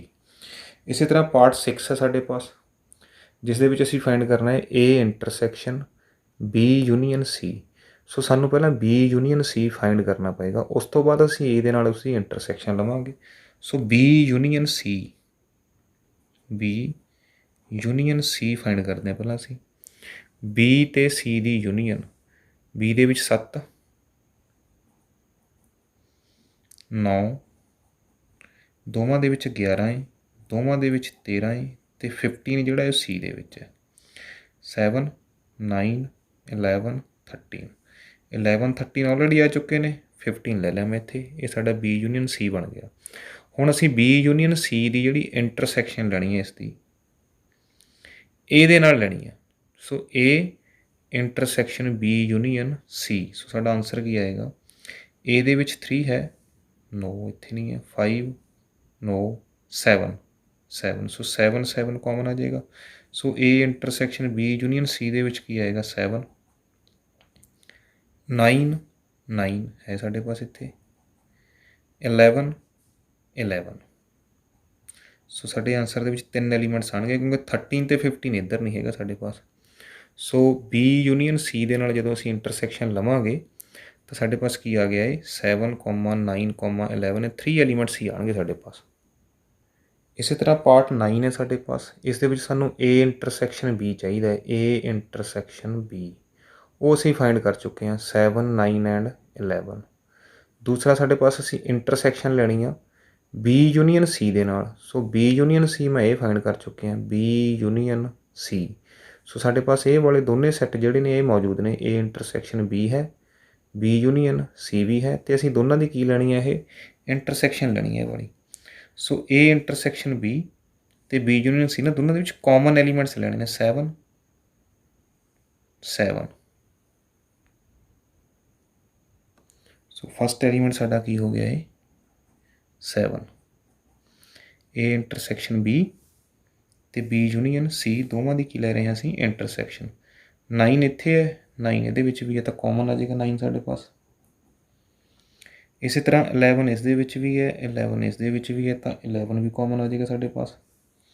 ਇੱਥੇ 13 ਹੈ, ਇੱਥੇ 15 ਹੈ, ਇੱਥੇ 13, 15 ਨਹੀਂ ਨੇ, ਕਾਮਨ ਨਹੀਂ ਆਉਣਗੇ। ਸੋ ਸੈੱਟ ਸਾਡਾ ਕੀ ਬਣ ਗਿਆ 7, 9, 11। ਇਹ ਬਾਈ ਚਾਂਸ ਅਸੀਂ ਫਸਟ ਅਤੇ 6th ਪਾਰਟ ਦੇ ਵਿੱਚ B ਯੂਨੀਅਨ C ਜਿਹੜਾ ਫਾਈਂਡ ਕਰ ਲਿਆ ਸੀ। ਅਦਰਵਾਈਜ਼ ਤੁਹਾਨੂੰ ਵੱਖਰੇ ਤੌਰ 'ਤੇ ਪਹਿਲਾਂ ਫਾਈਂਡ ਕਰਨਾ ਪਏਗਾ, ਉਸ ਤੋਂ ਬਾਅਦ ਦੋਨਾਂ ਦੀ ਕੀ ਲੈਣੀ ਪਏਗੀ ਇੰਟਰਸੈਕਸ਼ਨ ਲੈਣੀ ਪਏਗੀ। ਇਸ ਦੇ ਨਾਲ ਦਾ ਇੱਕ ਪਾਰਟ ਅਸੀਂ ਹੋਰ ਡਿਸਕਸ ਕਰ ਲੈਂਦੇ ਹਾਂ।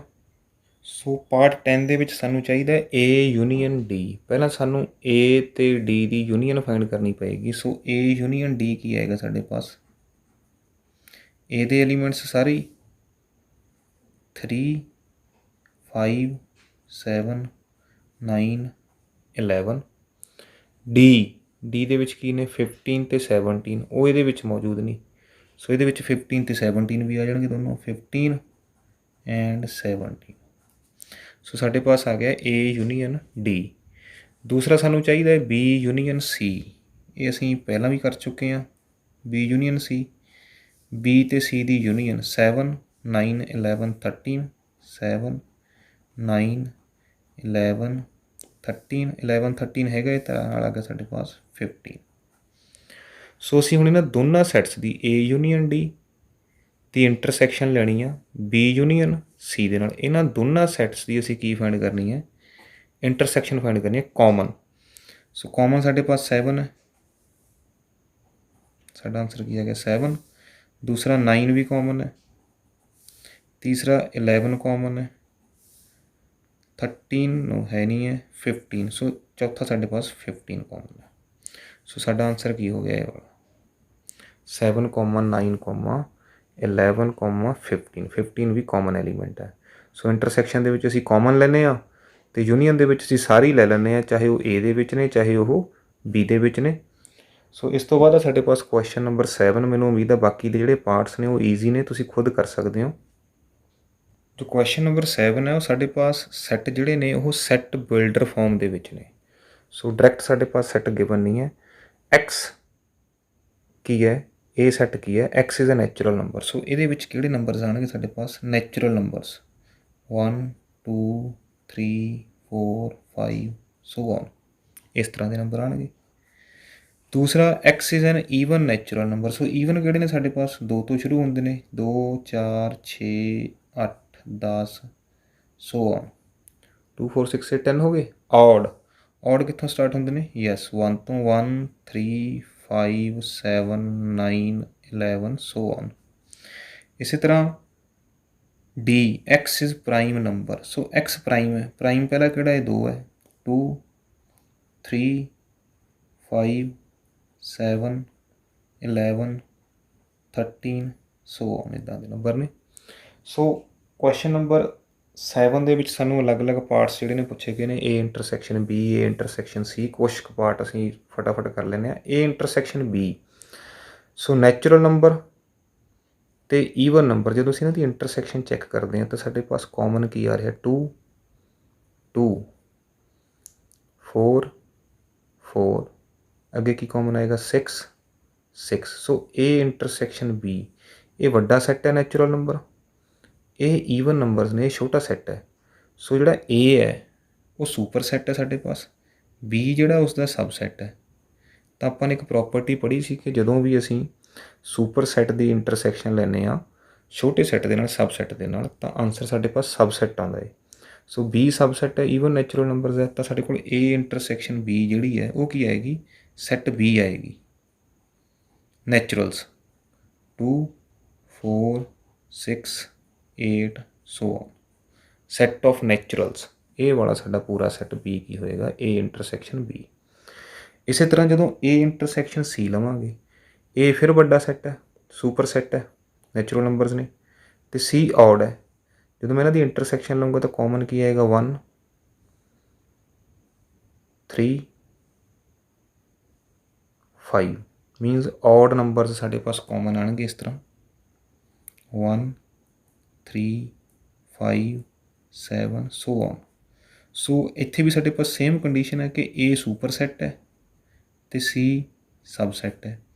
ਤਾਂ ਜਦੋਂ ਅਸੀਂ ਸੁਪਰ ਸੈੱਟ ਦੀ ਇੰਟਰਸੈਕਸ਼ਨ ਲੈਣੀ ਹੈ ਸਬਸੈੱਟ ਦੇ ਨਾਲ, ਤਾਂ ਆਨਸਰ ਸਬਸੈੱਟ ਆਏਗਾ। ਸੋ ਇਹ ਕੀ ਬਣਿਆ ਸਾਡੇ ਪਾਸ, ਸੈੱਟ ਆਫ ਔਡਸ।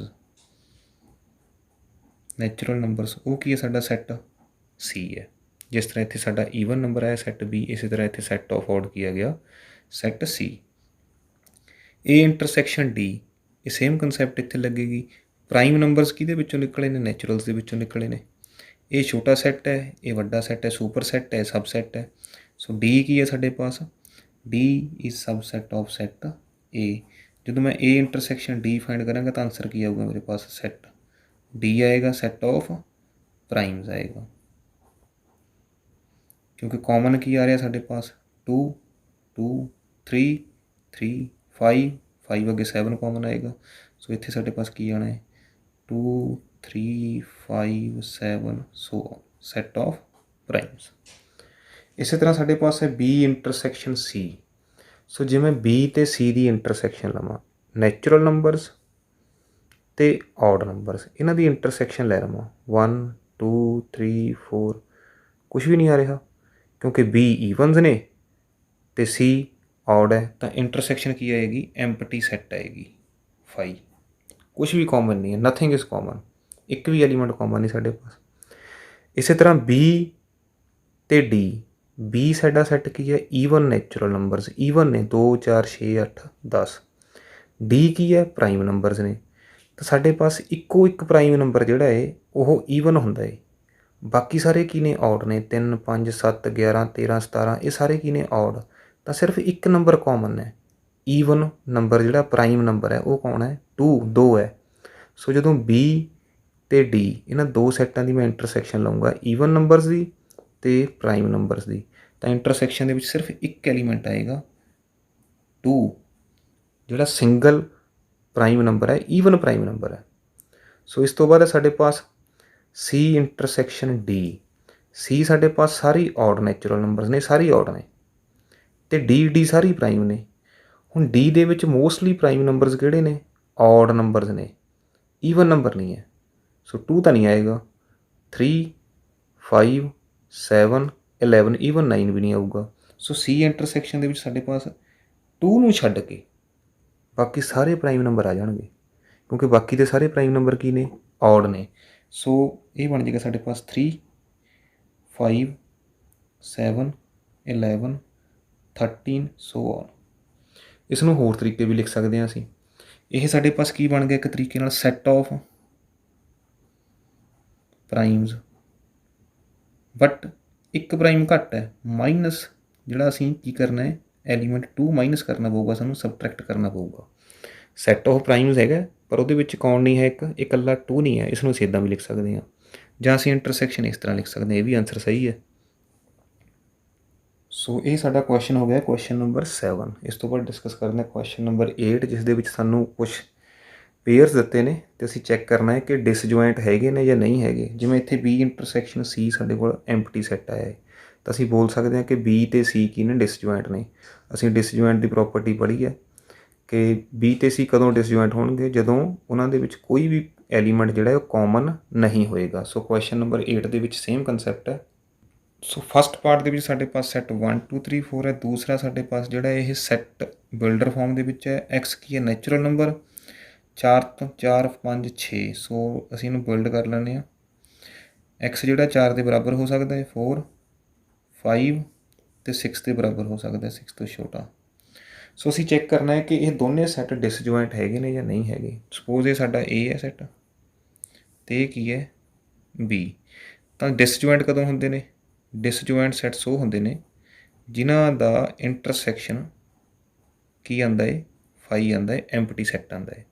ਹੁਣ ਅਸੀਂ ਚੈੱਕ ਕਰਨਾ ਵੀ A ਇੰਟਰਸੈਕਸ਼ਨ B ਜਿਹੜਾ ਆਉਂਦਾ ਹੈ ਉਹ ਫਾਈ ਆਉਂਦਾ ਹੈ। ਇਹਦੇ ਵਿੱਚ 1 ਹੈ, ਇੱਧਰ ਨਹੀਂ ਹੈ, 2 ਨਹੀਂ ਹੈ, 3 ਨਹੀਂ ਹੈ, 4। ਸੋ ਇਹ ਸਾਡੇ ਕੋਲ ਕੀ ਆ ਗਿਆ 4। ਦਿਸ ਇਜ਼ ਨਾਟ ਐਮਪਟੀ, ਸੋ ਨਾਟ ਡਿਸਜੁਆਇੰਟ। ਇਹ ਡਿਸਜੁਆਇੰਟ ਨਹੀਂ ਹੈਗੇ ਨੇ, ਐਮਪਟੀ ਹੋਣੇ ਚਾਹੀਦੇ ਸੀ। ਜੇ ਐਮਪਟੀ ਹੁੰਦੇ ਫਿਰ ਡਿਸਜੁਆਇੰਟ ਹੁੰਦੇ। ਸੋ ਇਸੇ ਤਰ੍ਹਾਂ ਨੈਕਸਟ ਪਾਰਟ 2 ਹੈ ਸਾਡੇ ਪਾਸ। ਸਪੋਜ਼ ਇਹ ਸਾਡਾ ਸੈੱਟ A ਹੈ, ਇਹ ਸਾਡਾ ਕੀ ਹੈ ਸੈੱਟ B। ਸੋ ਅਸੀਂ A ਇੰਟਰਸੈਕਸ਼ਨ B ਚੈੱਕ ਕਰਨੀ ਹੈ ਡਿਸਜੁਆਇੰਟ ਵਾਸਤੇ। ਸੋ A ਇੰਟਰਸੈਕਸ਼ਨ B ਦੇ ਵਿੱਚ A ਨਹੀਂ ਹੈ, E। ਸੋ ਦੋਨਾਂ ਦੇ ਵਿੱਚ ਕੀ ਆ ਗਿਆ E। I ਨਹੀਂ ਹੈ, O C D ਕੁਛ ਨਹੀਂ ਹੈ। ਸੋ ਇਹ ਵੀ ਐਮਪਟੀ ਸੈੱਟ ਨਹੀਂ ਹੈ। ਸੋ ਇੱਥੇ ਵੀ ਨਾਟ ਡਿਸਜੁਆਇੰਟ, ਇਹ ਵੀ ਕੀ ਨੇ ਡਿਸਜੁਆਇੰਟ ਨਹੀਂ ਹੈਗੇ।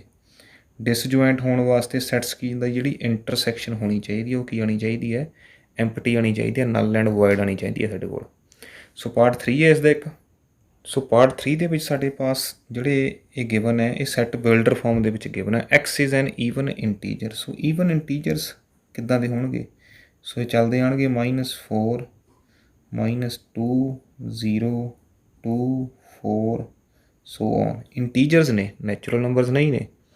ਇਸੇ ਤਰ੍ਹਾਂ ਇਹ ਔਡ ਇੰਟੀਜਰਸ ਨੇ, ਇਹਨਾਂ ਨੂੰ ਅਸੀਂ ਕੀ ਲਿਖ ਸਕਦੇ ਹਾਂ ਕਿ ਚੱਲਦੇ ਆ ਰਹੇ ਨੇ -3 -1 1 3 5। ਸੋ ਜਦੋਂ ਮੈਂ ਇਹਨਾਂ ਦੀ ਇੰਟਰਸੈਕਸ਼ਨ ਲਵਾਂਗਾ, ਸਪੋਜ਼ ਇਹ ਸੈੱਟ ਸਾਡਾ A ਹੈ ਅਤੇ ਇਹ ਕੀ ਹੈ B। So A intersection B ਅਸੀਂ ਚੈੱਕ ਕਰਨਾ ਡਿਸਜੁਆਇੰਟ ਹੈ ਜਾਂ ਨਹੀਂ। ਸੋ ਇਹ 2 4 6 8 10 2 ਦੇ ਟੇਬਲ ਹੈ, ਇਹ ਔਡਸ ਨੇ, ਸਾਡੇ ਪਾਸ ਨਹੀਂ ਹੈ ਕਾਮਨ ਕੁਛ ਵੀ। ਸੋ ਇਹ ਕੀ ਬਣ ਗਿਆ empty set. A intersection B is empty. So ਅਸੀਂ ਬੋਲ ਸਕਦੇ ਹਾਂ A and B are disjoint. So A ਅਤੇ B ਕੀ ਨੇ ਡਿਸਜੁਆਇੰਟ ਨੇ। ਕਿਉਂ? ਕਿਉਂਕਿ ਇਹਨਾਂ ਦੀ ਜਿਹੜੀ ਇੰਟਰਸੈਕਸ਼ਨ ਹੈ ਉਹ ਕੀ ਹੈ ਐਮਪਟੀ ਹੈ, ਖਾਲੀ ਹੈ। ਸੋ ਸਾਡੀ ਇੰਟਰਸੈਕਸ਼ਨ ਅਤੇ ਯੂਨੀਅਨ ਦੇ ਕੁਐਸਚਨ ਆਲਮੋਸਟ ਹੋ ਗਏ ਨੇ। ਜਿਹੜਾ ਕੁਐਸਚਨ ਨੰਬਰ 9 ਹੈ ਉਹ ਡਿਫਰੈਂਸਿਸ 'ਤੇ ਬੇਸਡ ਹੈ, A -B A -C। ਤਾਂ ਕੁਛ ਕੁ ਅਸੀਂ ਡਿਫਰੈਂਸਿਸ ਫਾਈਂਡ ਕਰ ਲੈਂਦੇ ਹਾਂ, 2-3 ਪਾਰਟ ਜਾਂ 3 ਜਾਂ 4 ਪਾਰਟ ਡਿਸਕਸ ਕਰ ਲੈਂਦੇ ਹਾਂ, ਬਾਕੀ ਮੈਨੂੰ ਉਮੀਦ ਹੈ ਤੁਸੀਂ ਖੁਦ ਕਰ ਲਓਗੇ। ਸੋ A -B A ਦੇ ਵਿੱਚੋਂ ਅਸੀਂ ਉਹ ਐਲੀਮੈਂਟਸ ਹਟਾਉਣੇ ਨੇ ਜਿਹੜੇ B ਦੇ ਵਿੱਚ ਵੀ ਨੇ। ਲਾਈਕ 3 ਇੱਧਰ ਨਹੀਂ ਹੈ, 6 ਨਹੀਂ ਹੈ, 9 ਨਹੀਂ ਹੈ, 12 ਇੱਧਰ 12 ਹੈ। ਸੋ A -B ਦੇ ਵਿੱਚੋਂ ਜਿਹੜਾ 12 ਨਹੀਂ ਆਏਗਾ, ਬਾਕੀ ਸਾਰੇ ਆਉਣਗੇ, ਇਕੱਲਾ 12 ਨਹੀਂ ਆਏਗਾ। ਅੱਗੇ 15 ਇੱਧਰ ਨਹੀਂ ਹੈ, 18 ਇੱਧਰ ਨਹੀਂ ਹੈ, 21 ਇੱਧਰ ਨਹੀਂ ਹੈ। ਸੋ A -B ਦੇ ਵਿੱਚ ਅਸੀਂ ਸਾਰਾ ਸੈੱਟ A ਲਿਖਣਾ ਹੈ। 3 6 9 12 ਉਸ ਸਾਈਡ ਹੈਗਾ ਹੈ, 12 ਨਹੀਂ ਲਿਖਣਾ, 12 ਮਾਈਨਸ ਹੋ ਜਾਏਗਾ। 15 18 21 ਉਹੀ ਐਲੀਮੈਂਟ ਮਾਈਨਸ ਕਰਨਾ ਜਿਹੜਾ ਐਲੀਮੈਂਟ ਮਾਈਨਸ ਹੋ ਸਕਦਾ, ਕਿਉਂਕਿ 12 ਇੱਧਰ ਵੀ ਹੈ, 12 ਇੱਧਰ ਵੀ ਹੈ। ਸੋ A ਦੇ ਵਿੱਚੋਂ ਇਹ ਵਾਲਾ 12 ਜਿਹੜਾ ਅਸੀਂ ਇੱਕ ਤਰੀਕੇ ਨਾਲ ਮਾਈਨਸ ਕਰਤਾ। ਸੋ A -B ਦੇ ਵਿੱਚ ਬਾਕੀ ਦੇ ਸਾਰੇ ਐਲੀਮੈਂਟ ਆ ਗਏ ਜਿਹੜੇ ਮਾਈਨਸ ਨਹੀਂ ਹੋਏ। ਨਾ 3 ਹੋਇਆ, ਨਾ 6, ਨਾ 9, ਨਾ 15, ਨਾ 18, ਨਾ 21। ਇਸੇ ਤਰ੍ਹਾਂ A -C ਹੈ। ਸੋ A ਕਾਮਨ ਐਲੀਮੈਂਟਸ ਮਾਈਨਸ ਕਰਨੇ ਆ। 6 ਇਹ ਮਾਈਨਸ ਹੋ ਜਾਏਗਾ, 12 ਮਾਈਨਸ ਹੋ ਜਾਏਗਾ, ਹੋਰ ਕੋਈ ਮਾਈਨਸ ਨਹੀਂ ਹੋ ਰਿਹਾ। ਸੋ ਸਿਰਫ 6 ਨਹੀਂ ਲਿਖਣਾ, 12 ਨਹੀਂ ਲਿਖਣਾ, ਬਾਕੀ ਸਾਰੀ A ਦੇ ਸੈੱਟ ਲਿਖਣੇ ਅਸੀਂ। A -C ਦੇ ਵਿੱਚ 3 9 15 18 21। ਸੋ ਅਸੀਂ A ਅਤੇ C, A ਦੇ ਵਿੱਚੋਂ C ਘਟਾਇਆ, ਉਹੀ ਐਲੀਮੈਂਟ ਮਾਈਨਸ ਕਰਨੇ ਨੇ ਜਿਹੜੇ A ਦੇ ਵਿੱਚ ਹੈਗੇ ਨੇ ਅਤੇ C ਦੇ ਵਿੱਚ ਹੈਗੇ ਨੇ ਅਤੇ ਕਾਮਨ ਨੇ, ਉਹ ਮਾਈਨਸ ਕਰ ਦੇਣੇ ਨੇ। ਕਿਉਂਕਿ 2 ਤਾਂ ਮਾਈਨਸ ਹੀ ਨਹੀਂ ਹੋ ਸਕਦਾ, ਇੱਥੇ 2 ਤਾਂ ਹੈ ਨਹੀਂ ਹੈ, ਮਾਈਨਸ ਕਿੱਥੋਂ ਕਰਾਂਗੇ ਅਸੀਂ। ਸੋ ਅਸੀਂ 12 ਦੇ ਨਾਲ 12 ਛੱਡਤਾ ਹੈ ਅਤੇ 9 ਦੇ ਨਾਲ 6 ਦੇ ਨਾਲ 6 ਛੱਡਤਾ ਹੈ। ਇਸੇ ਤਰ੍ਹਾਂ A -D ਹੈ ਸਾਡੇ ਪਾਸ। A ਇੱਥੇ 5 ਹੈ, ਇੱਧਰ 5 ਨਹੀਂ ਹੈ, 10 ਇੱਧਰ ਵੀ ਨਹੀਂ ਹੈ, 15 ਰਹਿ ਜਾਏਗਾ। ਸੋ ਬਾਕੀ ਸਾਰੇ ਸੈੱਟ ਲਿਖ ਦਾਂਗੇ ਅਸੀਂ 3 6 9 12 ਸਿਰਫ 15 ਮਾਈਨਸ ਹੋ ਰਿਹਾ, ਬਾਕੀ ਨਹੀਂ ਮਾਈਨਸ ਹੋ ਰਹੇ। 18 21। ਸੋ ਦੋਸਤੋ ਇੱਕ ਅੱਧਾ ਕੁਛ ਟੋਪਿਕ ਅਸੀਂ ਹੋਰ ਕਰ ਲੈਂਦੇ ਹਾਂ। A ਮਾਈਨਸ B ਹੈ, B ਮਾਈਨਸ A ਕਰ ਲੈਂਦੇ ਹਾਂ। ਸੋ B ਮਾਈਨਸ A,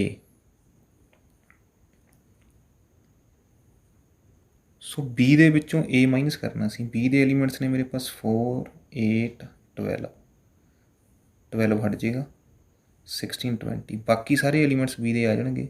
4 ਵੀ ਆ ਜਾਏਗਾ, 8 ਵੀ ਆ ਜਾਏਗਾ, 12 ਨਹੀਂ ਆਏਗਾ, 16 ਐਂਡ 20। ਦੇਖੋ ਇੱਥੇ 12 ਹੈ B ਦੇ ਵਿੱਚ, ਇਹਦੇ ਵਿੱਚੋਂ ਅਸੀਂ ਇਹ ਸੈੱਟ ਮਾਈਨਸ ਕਰਨਾ, ਤਾਂ 12 ਮਾਈਨਸ ਹੋਏਗਾ, ਬਾਕੀ ਦੇ ਐਲੀਮੈਂਟਸ ਕੀ ਹੋ ਜਾਣਗੇ, ਰਹਿ ਜਾਣਗੇ ਵਿੱਚ। C minus A, so C set ਲਿਖਣਾ ਸੀ ਸਾਰੇ ਹੀ ਇੱਥੇ। ਇਹਦੇ ਵਿੱਚੋਂ ਸਿਰਫ ਉਹ ਐਲੀਮੈਂਟਸ ਛੱਡਣੇ ਨੇ ਜਿਹੜੇ A ਦੇ ਨਾਲ ਕਾਮਨ ਨੇ। ਸੋ 2 ਆ ਗਿਆ,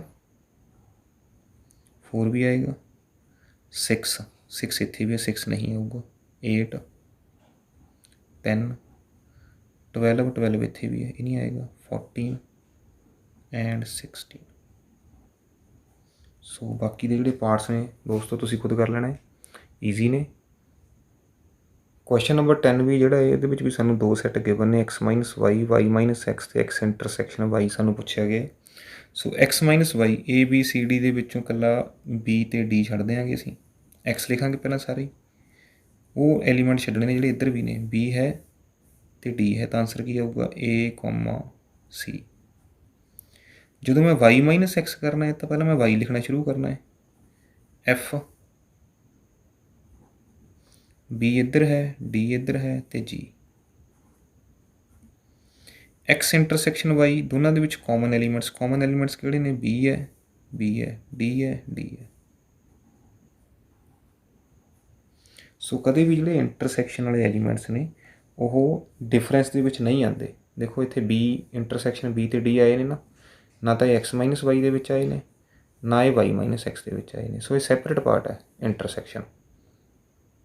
ਜੋ x ਮਾਈਨਸ ਵਾਈ ਹੈ, ਇਸ ਨੂੰ ਜੇਕਰ ਅਸੀਂ ਵੈਨ ਡਾਇਗਰਾਮ ਦੇ ਵਿੱਚ ਬਣਾਈਏ ਇਸ ਤਰ੍ਹਾਂ, ਇਹ x ਹੈ ਸਾਡਾ, ਇਹ ਸਾਡਾ y ਹੈ, ਤਾਂ ਅਸੀਂ x ਦੇ ਵਿੱਚੋਂ y ਮਾਈਨਸ ਕਰਨਾ, ਤਾਂ ਸਿਰਫ ਇਹੀ ਪਾਰਟ ਮਾਈਨਸ ਹੋ ਸਕਦਾ ਹੈ।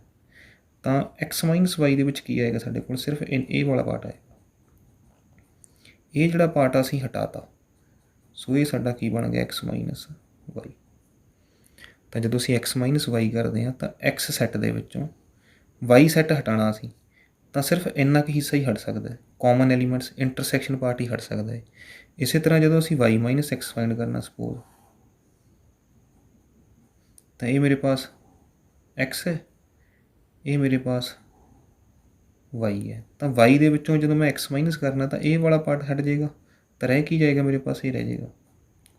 y ਦੇ ਐਲੀਮੈਂਟਸ ਰਹਿ ਜਾਣਗੇ ਜਿਹੜੇ x ਦੇ ਨਾਲ ਕਾਮਨ ਨਹੀਂ ਨੇ। ਸੋ ਇੰਟਰਸੈਕਸ਼ਨ ਪਾਰਟ ਸੈਪਰੇਟ ਹੀ ਹੈ, ਨਾ ਇੱਧਰ ਆਇਆ ਅਤੇ ਨਾ ਇੱਧਰ ਆਇਆ। ਇਹ x ਮਾਈਨਸ ਵਾਈ ਹੈ ਅਤੇ ਇਹ y ਮਾਈਨਸ ਐਕਸ ਹੈ। ਕੁਐਸਚਨ ਨੰਬਰ 11 ਜਿਹੜਾ ਉਹ ਥੋੜ੍ਹਾ ਜਿਹਾ ਥਿਓਰੈਟੀਕਲ ਹੈ, ਈਜ਼ੀ ਹੈ, ਜਸਟ ਸਿੰਗਲ ਸਟੈਪ ਦਾ ਆਨਸਰ ਹੈ। ਆਰ ਜੇ ਸੈੱਟ ਆਫ ਰੀਅਲ ਨੰਬਰ, ਸਾਡੇ ਪਾਸ ਜੋ ਰੀਅਲਸ ਹੁੰਦੇ ਨੇ ਉਹ 2 ਹਿੱਸਿਆਂ ਤੋਂ ਬਣੇ ਨੇ, ਰੈਸ਼ਨਲਸ ਪਲੱਸ ਇਰਰੈਸ਼ਨਲ, 2 ਹੀ ਪਾਰਟਸ ਨੇ। ਸੋ ਸਾਨੂੰ ਕੀ ਕਿਹਾ ਗਿਆ, and Q is the set of rationals. Real number ਦਿੱਤੇ ਨੇ ਆਰ ਤੋਂ ਅਤੇ ਰੈਸ਼ਨਲਸ ਦਿੱਤੇ ਨੇ ਕਿਊ ਤੋਂ। ਅਤੇ ਸਵਾਲ ਕੀ ਹੈ ਕਿ ਜੇਕਰ ਰੀਅਲਸ ਦੇ ਵਿੱਚੋਂ ਰੈਸ਼ਨਲਸ ਹਟਾ ਦਿੱਤੇ ਜਾਣ, ਆਰ ਮਾਈਨਸ ਕਿਊ ਆ ਜੇ, ਰੀਅਲਸ ਦੇ ਵਿੱਚੋਂ ਰੈਸ਼ਨਲਸ ਹਟਾਤੇ ਤਾਂ ਪਿੱਛੇ ਕੀ ਬਚੇਗਾ, ਤਾਂ ਪਿੱਛੇ ਇਰਰੈਸ਼ਨਲ ਬਚਣਗੇ। ਸੋ ਇਹ ਸਾਡੇ ਕੋਲ ਕੀ ਬਚੇਗਾ, ਸੈੱਟ ਆਫ ਇਰਰੈਸ਼ਨਲਸ, ਕਿਉਂਕਿ ਰੀਅਲਸ ਦੇ ਵਿੱਚੋਂ ਰੈਸ਼ਨਲਸ ਮਾਈਨਸ ਹੋ ਗਏ, ਪਿੱਛੇ ਕੀ ਬਚਿਆ, ਇਰਰੈਸ਼ਨਲ। ਸੋ ਇਹ ਤਾਂ 10th ਕਲਾਸ ਦੇ ਸਟੈਂਡਰਡ ਦਾ ਕੁਐਸਚਨ ਹੈ। ਇਸ ਤੋਂ ਬਾਅਦ ਹੈ ਕੁਐਸਚਨ ਨੰਬਰ 12, ਜੋ ਕਿ ਤੁਹਾਡਾ ਟਰੂ ਅਤੇ ਫਾਲਸ ਦੇ ਬੇਸਡ ਹੈ ਆਈ ਥਿੰਕ। ਸੋ ਉਹ ਤੁਸੀਂ ਖੁਦ ਕਰ ਸਕਦੇ ਹੋ, ਬਟ ਉਸ ਦੀ ਜਗ੍ਹਾ 'ਤੇ ਮੈਂ ਇੱਕ ਕੁਐਸਚਨ ਜਿਹੜਾ ਤੁਹਾਡੇ ਨਾਲ ਡਿਸਕਸ ਕਰਨਾ ਚਾਹੁੰਦਾ ਹੈ, ਕੁਐਸਚਨ ਨੰਬਰ 9 ਦੇ ਵਿੱਚੋਂ। ਸੋ ਕੁਐਸਚਨ ਨੰਬਰ 9 ਦੇ ਵਿੱਚ ਸਾਡੇ ਪਾਸ ਸਾਰੇ ਡਿਫਰੈਂਸਿਸ ਸੀ। ਸੋ ਕੀ ਅਸੀਂ ਇਹਨੂੰ ਕਿਸੇ ਹੋਰ ਰੂਪ ਦੇ ਵਿੱਚ ਇਹ ਕੁਐਸਚਨ ਜਿਹੜਾ ਉਹ ਆ ਸਕਦਾ ਸਾਡੇ ਕੋਲ। ਤਾਂ ਇਹਦੇ ਵਿੱਚ ਸਾਡੇ ਕੋਲ ਕੀ ਹੈ, ਸਪੋਜ਼ ਡੀ ਮਾਈਨਸ ਏ ਹੈ, ਇੱਕ ਸੈੱਟ ਹੈ। ਤਾਂ ਇਹਦੇ ਨਾਲ ਸਾਨੂੰ ਕੋਈ ਇੰਟਰਸੈਕਸ਼ਨ ਵੀ ਪੁੱਛੀ ਜਾ ਸਕਦੀ ਹੈ, D minus A intersection with B. So ਪਹਿਲਾਂ ਤੁਹਾਨੂੰ ਡੀ ਮਾਈਨਸ ਏ ਫਾਈਂਡ ਕਰਨਾ ਪਊਗਾ, ਉਸ ਤੋਂ ਬਾਅਦ ਇੰਟਰਸੈਕਸ਼ਨ ਕਿਹਦੇ ਨਾਲ ਲੈਣੀ ਪਏਗੀ, ਬੀ ਦੇ ਨਾਲ। ਜਾਂ ਸੀ ਮਾਈਨਸ ਏ, ਸਪੋਜ਼ ਇਹਦੀ ਵਾਸਤੇ ਅਸੀਂ ਕੋਈ ਨਵਾਂ ਕੁਐਸਚਨ ਜਿਹੜਾ ਕ੍ਰੀਏਟ ਕਰ ਲੈਂਦੇ ਹਾਂ ਇੱਥੇ ਆਪਣੇ ਪਾਸ, ਕਿ ਜੀ ਸਾਡੇ ਪਾਸ ਸੀ ਮਾਈਨਸ ਏ ਹੈ ਅਤੇ ਅਸੀਂ ਇਸ ਦੀ ਯੂਨੀਅਨ ਲੈਣੀ ਚਾਹੁੰਦੇ ਹਾਂ ਸਪੋਜ਼ ਸੈੱਟ ਬੀ ਦੇ ਨਾਲ। ਸੋ ਸੀ ਮਾਈਨਸ ਏ ਮੇਰੇ ਪਾਸ ਹੈ, ਸੈੱਟ ਬੀ ਮੈਂ ਇੱਥੇ ਲਿਖ ਦਿੰਦਾ ਕਿ ਬੀ ਸੈੱਟ ਕਿਹੜਾ ਮੇਰੇ ਪਾਸ 4 8 12 16 20। ਤਾਂ ਅਸੀਂ ਸੀ ਮਾਈਨਸ ਏ ਅਤੇ ਯੂਨੀਅਨ ਕਿਹਦੇ ਨਾਲ ਲੈਣੀ ਹੈ, ਬੀ ਦੇ ਨਾਲ। ਤਾਂ ਯੂਨੀਅਨ ਵੀ ਲੈ ਸਕਦੇ ਹਾਂ ਅਸੀਂ, ਯੂਨੀਅਨ ਜਦੋਂ ਲਵਾਂਗੇ ਤਾਂ ਆਨਸਰ ਕੀ ਆਊਗਾ 2 4 8 10 12 14 16 20। ਸੋ ਇੱਦਾਂ ਦੇ ਕੁਐਸਚਨ ਵੀ ਤੁਹਾਡੇ ਕੋਲ ਆ ਸਕਦਾ ਕਿ ਯੂਨੀਅਨ ਆ ਗਈ ਹੈ ਜੀ, ਹੋ ਸਕਦਾ ਕਿਸੇ ਨਾਲ ਇੰਟਰਸੈਕਸ਼ਨ ਆ ਜਾਵੇ। ਸੋ ਪਹਿਲਾਂ ਤੁਸੀਂ ਇਹ ਫਾਈਂਡ ਕਰਨਾ ਹੈ, ਉਸ ਤੋਂ ਬਾਅਦ ਜੋ ਵੀ ਤੁਹਾਨੂੰ ਦਿੱਤਾ ਗਿਆ ਉਹ ਫਾਈਂਡ ਕਰ ਲੈਣਾ ਹੈ। ਸੋ ਇਹ ਨਹੀਂ ਹੈ ਕਿ ਪੇਪਰ ਦੇ ਵਿੱਚ ਕੋਈ ਡਿਫਰੈਂਟ ਸਾਈਨ ਆ ਗਿਆ, ਤੁਸੀਂ ਉਸ ਦੇ ਵਿੱਚ ਟਰੈਪ ਹੋ ਗਏ ਹੋ, ਫਸ ਗਏ ਹੋ। ਪੇਪਰ ਦੇ ਵਿੱਚ ਐਗਜ਼ਾਮੀਨਰ ਕੋਈ ਵੀ ਸਾਈਨ ਪਾ ਸਕਦਾ ਹੈ, ਈਵਨ ਇਹ ਵੀ ਪਾ ਸਕਦਾ ਕਿ ਬੀ ਮਾਈਨਸ ਏ ਯੂਨੀਅਨ ਸੀ ਮਾਈਨਸ ਡੀ। ਸੋ ਪਹਿਲਾਂ ਇਹ ਫਾਈਂਡ ਕਰ ਲਾਂਗੇ, ਇਹ ਫਾਈਂਡ ਕਰ ਲਾਂਗੇ, ਬਾਅਦ ਦੇ ਵਿੱਚ ਕੀ ਫਾਈਂਡ ਕਰ ਲਾਂਗੇ, ਅਸੀਂ ਯੂਨੀਅਨ ਫਾਈਂਡ ਕਰ ਲਾਂਗੇ। ਸੋ ਪਹਿਲਾਂ ਕੀ ਹੈ, ਜਿਹੜਾ ਬ੍ਰੈਕਟਸ ਦੇ ਵਿੱਚ ਪਾਰਟ ਦਿੱਤਾ ਹੋਇਆ ਉਹ ਸਾਨੂੰ ਸੈੱਟ ਪਤਾ ਹੋਣਾ ਚਾਹੀਦਾ ਹੈ ਕਿ ਅਸੀਂ ਸੈੱਟ ਫਾਈਂਡ ਕੀ ਕਰਨਾ ਹੈ। ਸੋ ਪਹਿਲਾਂ ਸਾਨੂੰ ਬੀ ਮਾਈਨਸ ਏ ਸੈੱਟ ਚਾਹੀਦਾ, ਸੀ ਮਾਈਨਸ ਡੀ ਸੈੱਟ ਚਾਹੀਦਾ, ਉਸ ਤੋਂ ਬਾਅਦ ਜਿਹੜੇ ਸੈੱਟ ਆਉਣਗੇ ਉਹਨਾਂ ਦੀ ਕੀ ਚਾਹੀਦੀ ਹੈ, ਸਾਨੂੰ ਯੂਨੀਅਨ ਚਾਹੀਦੀ ਹੈ। ਸੋ ਸਾਈਨ ਜਿਹੜੇ ਨੇ ਤੁਹਾਨੂੰ ਇਹ ਰੀਡ ਆਊਟ ਕਰਨੇ ਆਉਣੇ ਚਾਹੀਦੇ ਨੇ। ਅਤੇ ਦੂਸਰਾ ਕਿ ਤੁਸੀਂ ਫਾਈਂਡ ਕੀ ਕਰਨਾ ਹੈ, ਐਕਚੁਅਲ ਦੇ ਵਿੱਚ ਤੁਹਾਨੂੰ ਕੁਐਸਚਨ ਪੁੱਛਿਆ ਕੀ ਗਿਆ ਹੈ। ਸੋ ਦੋਸਤੋ ਮੈਨੂੰ ਉਮੀਦ ਹੈ ਕਿ ਜਿਹੜੀ ਐਕਸਰਸਾਈਜ਼ 1.4 ਹੈ ਉਹ ਤੁਹਾਨੂੰ ਸਮਝ ਆਈ ਹੋਏਗੀ। ਕੁਐਸਚਨ ਨੰਬਰ ਲਾਸਟ ਕੁਐਸਚਨ ਤੁਹਾਡਾ ਮੈਂ ਛੱਡਿਆ ਹੈ ਜੋ ਕਿ ਟਰੂ ਫਾਲਸ ਆ, ਉਹ ਵੀ ਡਿਸਜੁਆਇੰਟਸ ਦੇ ਆਧਾਰ 'ਤੇ ਕੁਐਸਚਨ ਨੰਬਰ 12, ਉਹ ਤੁਸੀਂ ਈਜ਼ੀਲੀ ਕਰ ਲਓਗੇ। ਸੋ ਜੇਕਰ ਵੀਡੀਓ ਅੱਛੀ ਲੱਗੇ ਪਲੀਜ਼ ਵੀਡੀਓ ਨੂੰ ਲਾਈਕ ਅਤੇ ਬਾਕੀ ਸਾਥੀਆਂ ਦੇ ਨਾਲ, ਦੋਸਤਾਂ ਦੇ ਨਾਲ ਪਲੀਜ਼ ਸ਼ੇਅਰ ਜ਼ਰੂਰ ਕਰ ਦਿਓ। ਅਤੇ ਪਲੀਜ਼ ਕੌਮੈਂਟ ਸੈਕਸ਼ਨ ਦੇ ਵਿੱਚ ਜਾ ਕੇ ਫੀਡਬੈਕ ਜ਼ਰੂਰ ਦਿਆ ਕਰੋ, ਵਧੀਆ ਲੱਗਦਾ ਹੈ। ਅਤੇ ਜੇਕਰ ਤੁਸੀਂ ਅਜੇ ਤੱਕ ਮੇਰੇ ਚੈਨਲ ਨੂੰ ਸਬਸਕ੍ਰਾਈਬ ਨਹੀਂ ਕੀਤਾ ਹੈ ਪਲੀਜ਼ ਸਬਸਕ੍ਰਾਈਬ ਮਾਈ ਚੈਨਲ, ਤਾਂ ਕਿ ਤੁਹਾਨੂੰ ਲੇਟੈਸਟ ਵੀਡੀਓਜ਼ ਦੇ ਰੈਗੂਲਰ ਅਪਡੇਟਸ ਜੋ ਨੇ ਉਹ ਮਿਲਦੇ ਰਹਿਣ। ਚੈਨਲ 'ਤੇ ਆਉਣ ਲਈ ਧੰਨਵਾਦ।